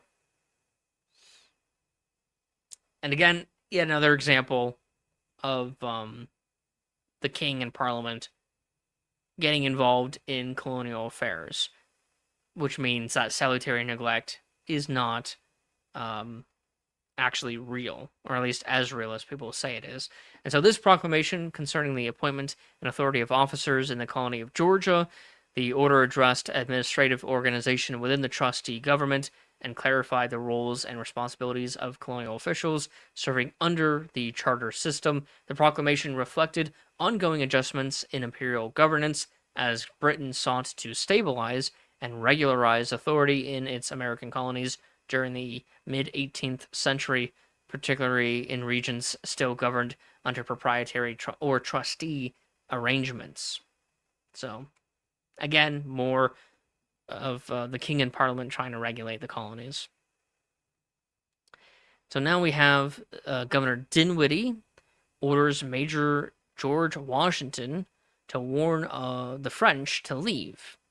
And so there's a movie that's about to come out tomorrow called Young Washington, and it will depict this event.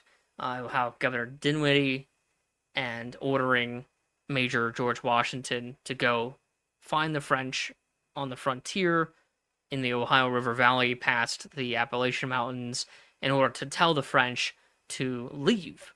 And so the British are very much planning to expand the colonies past the Appalachians. All the way up until 1750, the Appalachians was a barrier preventing the English from going further inland to Mississippi and also to the Ohio River Valley. And so that's the barrier. And most of the frontier, what the English called the frontier, was actually the Piedmont Plateau. So the place of settlement was the coast, the frontier was the Piedmont Plateau, and then you have the border or barrier, a natural barrier, which was the Appalachians. By 1750, that barrier is now no longer a barrier as the English start to traverse the Appalachians. I think in the year 1750, I think I have to add that to the timeline. The year 1750 was when the first English expedition to traverse the Appalachians. I'll have to do more research on that and add that to the timeline. So only a couple years later, the English are now telling the French to leave the Ohio River Valley and in preparation for the English to settle there. And George Washington, his very first mission is to do this, to go to the frontier and tell the French to leave. And the French will say, no, we're not going to leave. And Washington will return to Williamsburg, and he will become famous for this. But he becomes even more famous for his second mission, which is going back to the French, telling them to leave again. And the French diplomat is killed by a Native American. In this engraving, it shows it shows a colonist killing the French diplomat. It was actually a Native American who killed the French diplomat, and it's called the Jumonville Affair, and this happened on May 28th, 1754. A lot of people think that this is the start of the French and Indian War, that George Washington started the French and Indian War. You have to keep in mind, the Second Acadian War is still going on. It started years prior. It started all the way back in 1749. We're now in 1754, and so the French and English, they're already fighting each other. They're already out, at each other's throats. So Washington didn't start any new violence. He didn't start a war between France and England because they were already fighting each other. What he did was he brought the war to the frontier. The Second Acadian War is happening primarily in Acadia. That's why we call it the Second Acadian War, which is modern-day Nova Scotia, just north of Maine.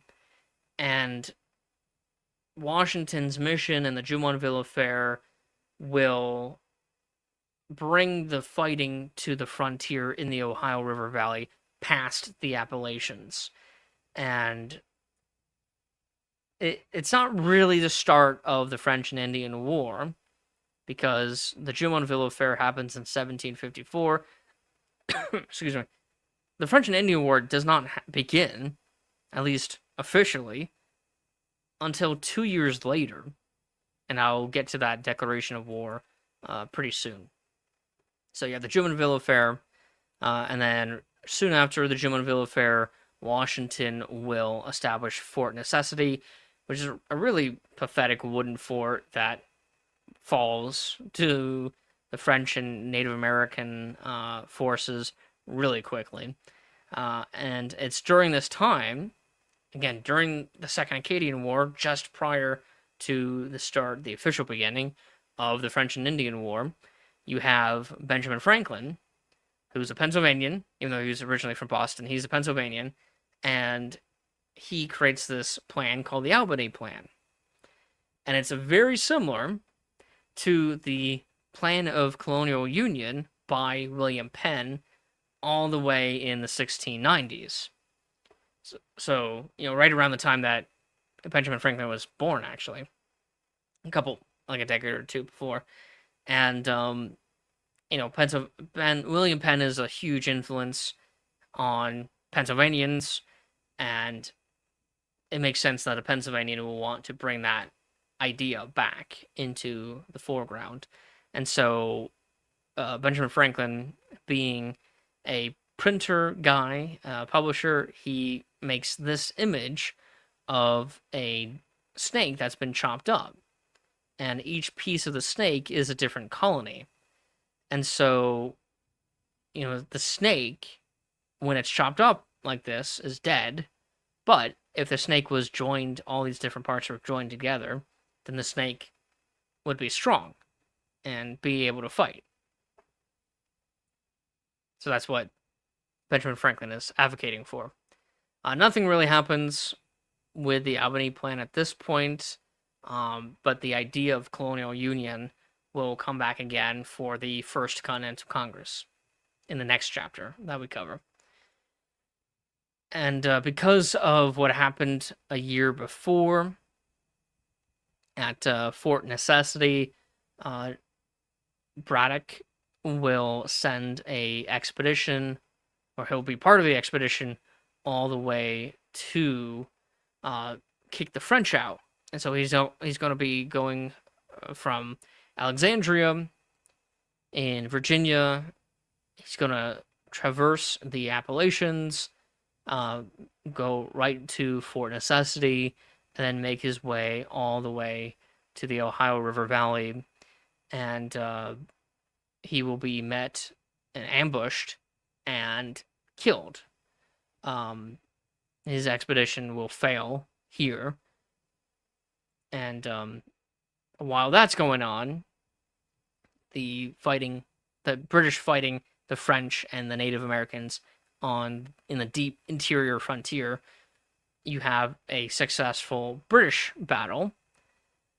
I cannot say these French names. Biosor, Fort Biosor. This guy, Robert Monckton, he is I think he's a general, and he will win this is the last major engagement, last major battle of the Second Acadian War. Again, some people call it Father Loche's War, and this is the last of the fighting in Acadia, as the fighting will now transition into the Ohio River Valley and the frontier. Here's a sea battle. Again, I just love these paintings of all these sea battles. You have Braddock's defeat on July 9th, 1755. You have the Battle of Petit Kodiak. This is between British colonial forces from Massachusetts and Acadian militiamen led by French officer Charles Descamps de Boishbert et de Refentot. These French names, never. And it took place in the Acadian village de Blanchard. And it is following this battle where you have the deportation of the Acadians, not just this battle, but also this successful battle over here. So the deportation of the Acadians are the French colonists in Acadia, modern-day Nova Scotia, and many of them will go as far south as New Orleans. And these are the people who will become known as Cajuns, and they're named after Acadia. Cajun, Acadia, I guess it's similar enough. So the Cajuns come actually from Canada. And they're originally French. So they're French Canadians moving down to New Orleans. During this time, you have more Native violence because, of course, I don't think there's that many times where Native Americans and British colonists were at peace with each other. And so Pennsylvania will reply to their own governor about Native raids. And the governor's not really doing too much to respond to Native raids on the frontier, while the Pennsylvania Assembly is much more concerned with the native raids. A very similar thing happened with Bacon's Rebellion in Virginia, where you had some native fighting, especially against the frontiersmen, and Bacon's Rebellion was happening at the same time as King Philip's War. This is the 1670s, 1675, 1676, and or 1676, and the royal governor of Virginia back then was not really doing all that much to help defend the frontiersmen, the English colonists on the frontier when dealing with native raids. And this angered the Virginians back then, and now it's angering the Pennsylvanians because their governor is doing the same thing, which is not much at all to deal with the native raids. You have the Convention of Westminster between Britain and Prussia. This is when they agree to have a defensive alliance. And so, again, understanding the treaties is very important and keeping track, because now the British and the Prussians are friends and they're allies with each other. And this will drag the British into the 7 Years' War, because here, I'm just going to show it on the timeline. You have the Battle of Fort Bull, French victory near modern-day Rome, New York. This is, again, during the Second Acadian War, not yet the official French and Indian War, which begins pretty soon after. You have the Treaty of Versailles, 1756. This agreement aligned the Kingdom of France with the Archduchy of Austria. Remember, in the last section, the French fought the Austrians. The Austrians were allied with the British, and that's why the British and the French fought each other. Also because the English were already fighting the Spanish, who were allied with the French. But now the alliances have shifted. Spain, even though Spain is an ally of France, because Spain and England had solved their differences with the Treaty of Madrid, resolving the Asiento problem, the Spanish will remain neutral and not join the French in fighting the Prussians, which will bring the British in, because of the Convention of Westminster, the English and the Prussians are now allied with each other, even though the Prussians were fighting their former ally, the Austrians, and France is now allied with Austria. So, again, keeping track of all these treaties and who's fighting who and why is very, very complicated, even when you organize it on a timeline. Here's one of the very first, or very last, engagements of the Acadian War in modern-day Nova Scotia. And now, finally, officially, Great Britain declares war on France in 1756. So, the French and Indian War, which this is a part of, does not begin in 1754 with the Jumonville Affair and George Washington. It officially begins with Great Britain declaring war in 1756 against France.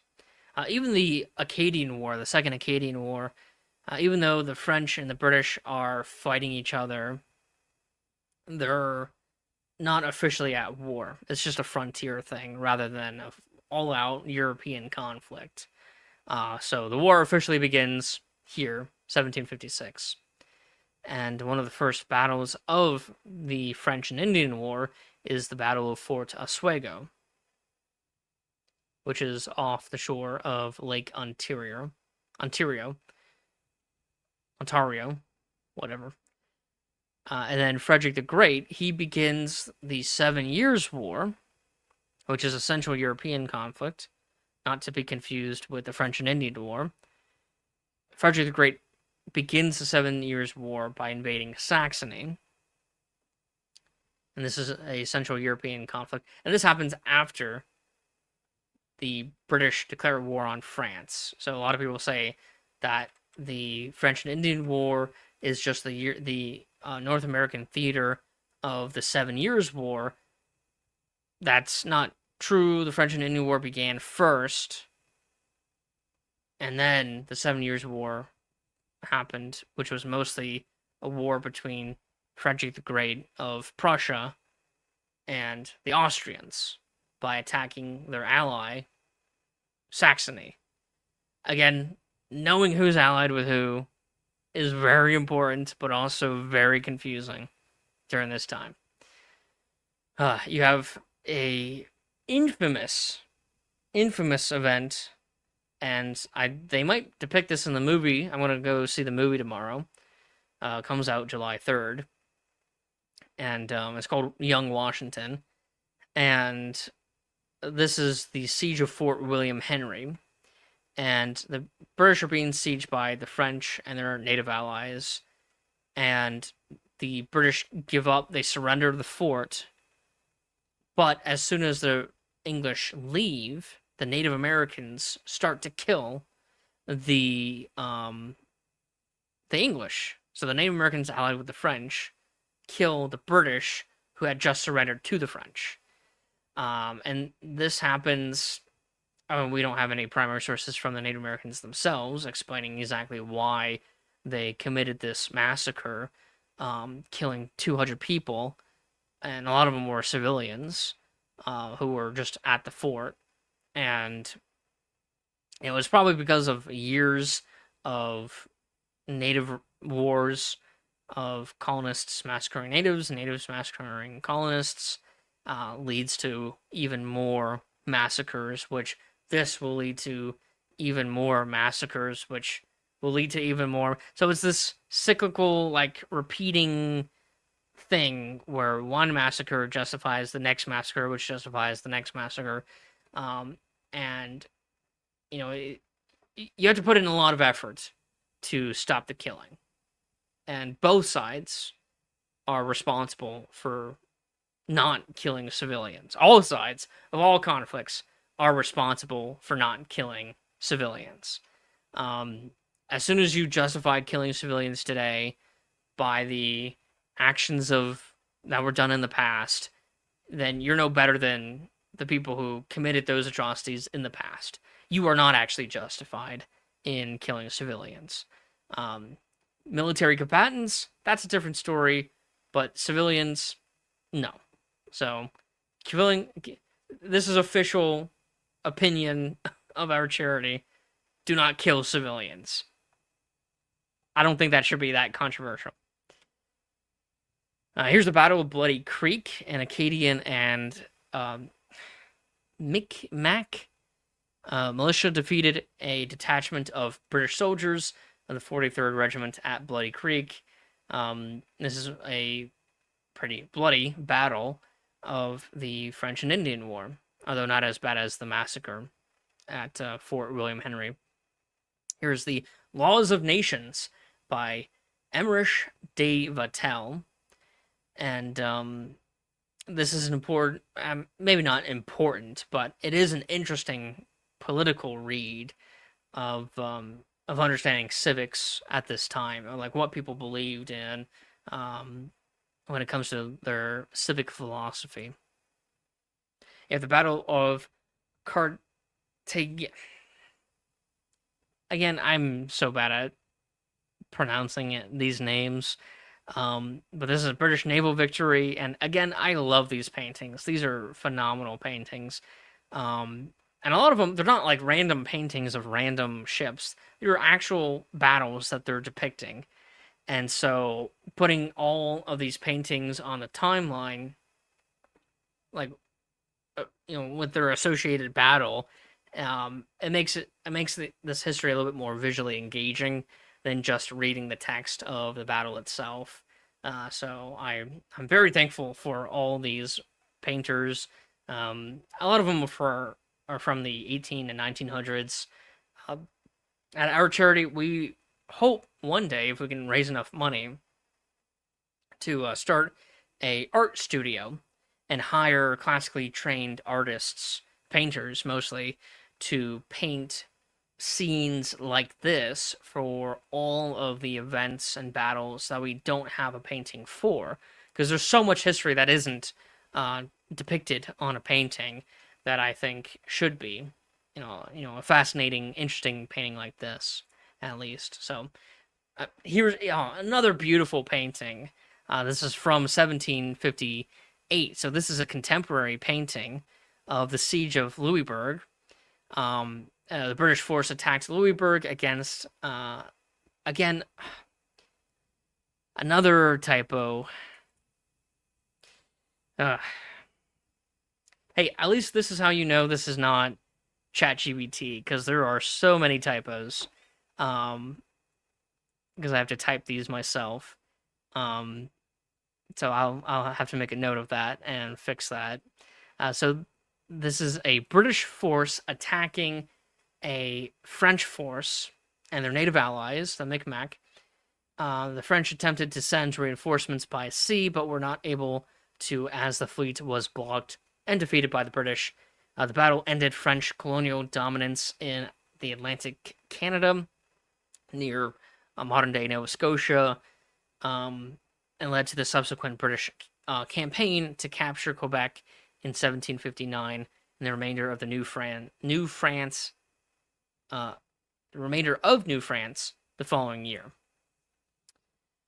You have a French victory at the Battle of Fort Carillon, which was renamed Ticonderoga. That name should sound familiar for anyone who has studied American Revolutionary history. You have the Battle of Fort Frontenac.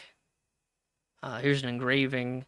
Again, I want to have like classically trained painters to paint all these scenes, and for any paintings that can be touched up as well.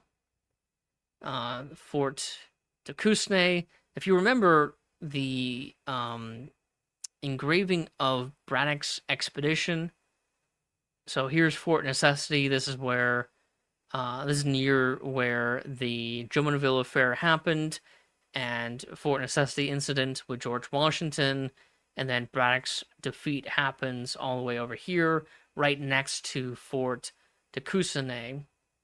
And so it wasn't near the fort. It was close enough to the fort, but it wasn't at the fort.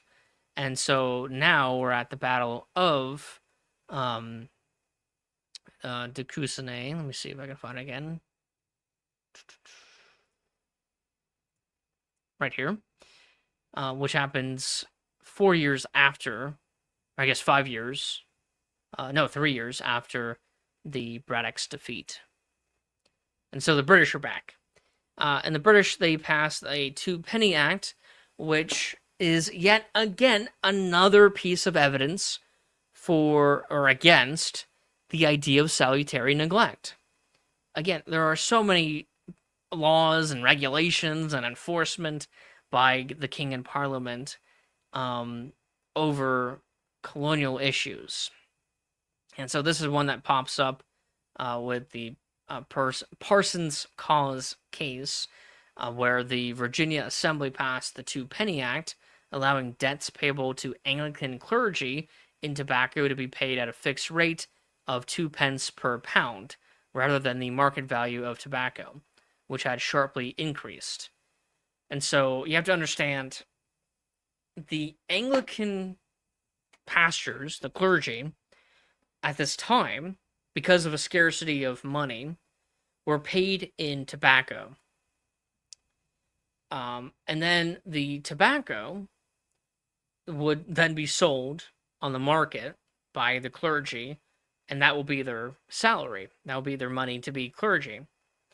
Well, because the value of tobacco is much valuable, and the price is going up because they're at war. They're fighting the French and Indian War, and native raids are disturbing the farms, and a lot of their men are having to be sent to the war effort. The supply of tobacco is going down as production goes down, which, if you know anything about supply and demand, if demand doesn't change or if demand increases and supply decreases, then price will increase. And so the value of tobacco is increasing. And so, in order to stabilize the salaries of the Anglican clergy, that's the Church of England, the Virginia Assembly passes this Two Penny Act. This act sparked controversy between colonial authorities and the Church of England, which is run by the king, highlighting tensions over colonial self-governance and imperial control. So again, yet another example of the king and parliament not letting colonial affairs be solely colonial affairs. They are getting involved in even something as minor as the salaries of the clergy of the Church of England in Virginia. Like, that's how minute these regulations and oversight by the king and parliament is on the colonies, which disproves the theory of salutary neglect. Now you have the Treaty of Easton, a treaty between British colonials, namely from Pennsylvania, and the tribes of the Iroquois, Lenape, and Shawnee. This weakened the French war effort, who relied on their native support. And this is, I think this is a replica, or it might be the actual, I think it's a replica, an Iroquois pipe, tomahawk, from the Easton peace talks. Actually, it might be the real thing.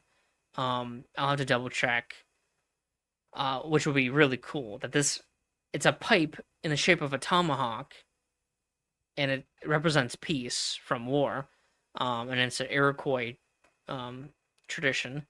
And the fact that we still have this specific peace tomahawk pipe is from 1758 is very impressive.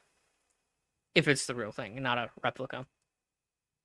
Here's General Forbes' expedition arrives at Fort Duquesne, and this is an engraving of George Washington, and this might be depicted in the film tomorrow. We'll see.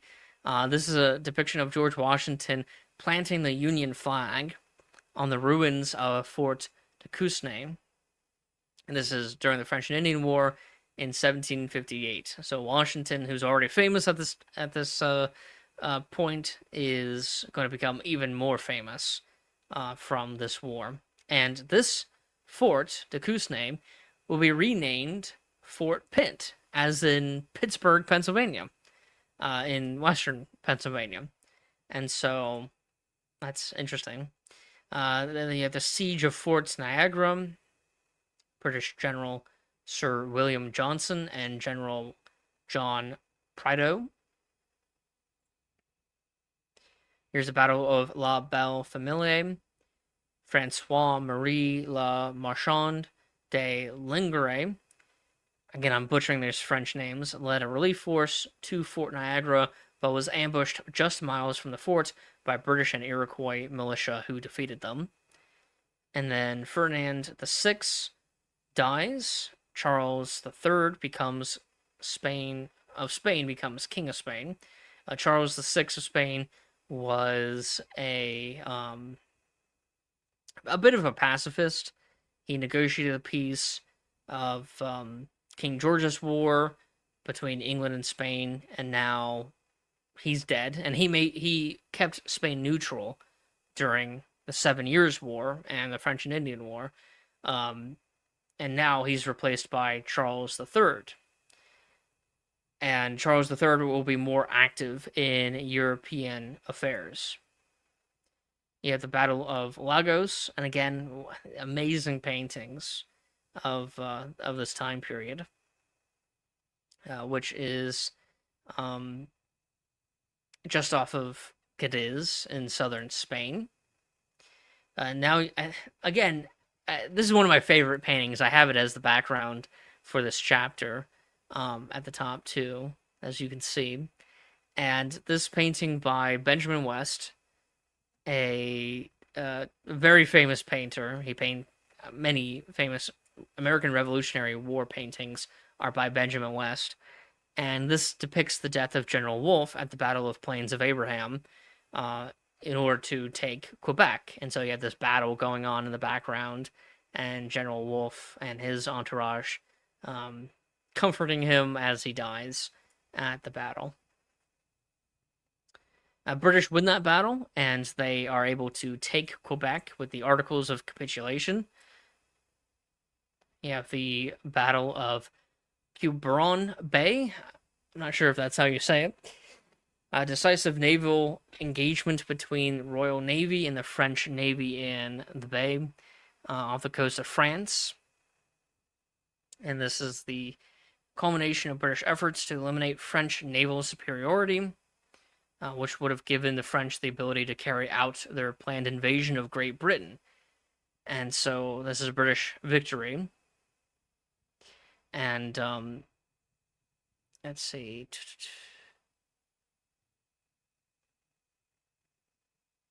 I think this battle, or it might be another battle, pretty during this time period, where the song "Rule Britannia" is made. I'm not sure about this battle. I'm not sure if I made a note on it on the timeline or not. And so at this point, because of this battle and this war, the British are now the dominant naval power of the world. Before it was the Spanish and the Portuguese, and then the Spanish Armada is sunk, and that included a large contingent of the Portuguese fleet as well. And now the French naval force is defeated, and the British are now just the rulers of the Atlantic for the most part, and soon the rulers of the Indian and Pacific Oceans as well. Here's a French victory at the Battle of Sainte-Foy. Siege of Quebec. The French try to retake Quebec. Battle of Point aux Trembles. British fought to lift the French siege of Quebec. Not gonna say this. Restigouche. Battle of Restigouche River. Is a battle between British Royal Navy and a small flotilla of vessels of the French Navy in Acadia. Battle of 1,000 Islands, small French garrison at Fort Levis held a much larger British army at bay for over a week, managing to sink 2 British warships and to cripple a third. The resistance delayed the British advance to Montreal from the west. The British eventually won at Montreal, and so Montreal surrendered to the British. King George II dies, and King George III, the infamous King George III, becomes King of England on October 25th, 1760. And on his first day as king, he declares that he wants an end to the war. That's the 7 Years' War and the French and Indian War, since he saw it benefiting Hanover's interests in Europe, while Britain was being ruined financially by the expense of the war.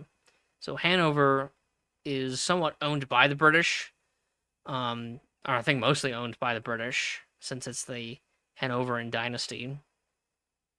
And while the monarch's interest in Hanover is being protected by their participation in the 7 Years' War, it's at the cost of Great Britain itself. At the capture of Belle Isle and a British victory. And so towards the end of the war, the British will have a bunch of victories, which will give them the upper hand in peace talks with the French. Another British victory. Excuse me. Another British victory. The French do seize St. John's, but only briefly, and at the Battle of Signal Hill, the British take St. John's back, and that is the last major battle of the French and Indian War, which is negotiated peacefully at the Treaty of Paris, with or by the Treaty of Paris in 1763. So February 10th, 1763. This ends the 7 Years' War in Central Europe, French and Indian War in North America, between Great Britain, France, Spain, and Austria, Prussia, and so many other belligerents as well. And like with all the documents, if you want to read a document, you just click on the Read Document button on the timeline, and it will take you to the full text of the document if you're interested in reading it. And so this is the very last document that we have on this section, the fourth Intercolonial War section. And it's also the last document for this chapter, chapter 3 of the colonial era, which is called the Intercolonial Wars. And it's also the last document of the entire era. So we are now done with the colonial era. It is over. It took 3 chapters, 3 days to talk about it. 2 days ago, we started these series of live streams, and we talked about chapter 1, and then yesterday we talked about chapter 2. Today was chapter 3. Tomorrow, July 3rd, will be chapter 4. We're going to cover the 12 years leading up to the American Revolution, and then on July 4th, I will be having a live stream talking about chapter 5, which will cover the War for Independence. And so I'm excited to get through all of these chapters. I'm going to be doing a live stream every single day, and each day we're going to cover a different chapter. And so there's 26 chapters total, 26 days in a row, and that I'm going to be doing this. And so if you guys in the audience have any questions about this history that we're covering, just let me know in the comments while the live stream's going on, and I'll be more than happy to engage with you guys, ask questions and stuff like that. And yeah, so tomorrow we're going to start chapter 4, which is the start of the Revolutionary Era, and covering the lead up to the American Revolution, because there's so many aspects to it that people leave out, historians and academics and educators. Oh, excuse me. I've been doing this for 2.5 hours now, about the same time as chapter 1. Chapter 2 was a little bit faster. And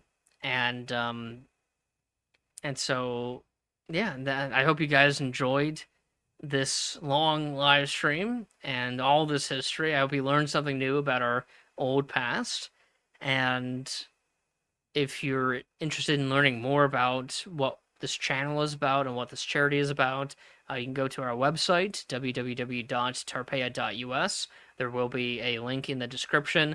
And this is chapter 3 of the compendium. The compendium is our library, our online and free to use, free to access library of primary source documents and historical events that are organized in this interactive timeline format. And so you can go through, read all these documents, read about all these events in a pretty well organized manner. Everything's chronological, and we don't separate history by themes or anything like that. We just show the history. If there's overlapping themes, you should know about how they overlap and how one theme of history influences another theme of history. And so I hope you guys enjoyed. We are an educational nonprofit, a 501c3. And so if you want to donate, you can donate to us on our website, or if you have a larger donation that you want to give through something like a donor advised fund, just reach out to me on my email, Mark, that's Mark with a K, at Tarpeia, TARPEIA.us, and I'll give you more information that you'll need, like our EIN and our address. So yeah, again, I hope you guys enjoyed. I hope you guys learned something new. If you like what we do, please support the charity and the channel. Share, subscribe, do everything that you know what to do to support a charity and a YouTube channel. And I hope to see you guys tomorrow. So thank you and have a nice day.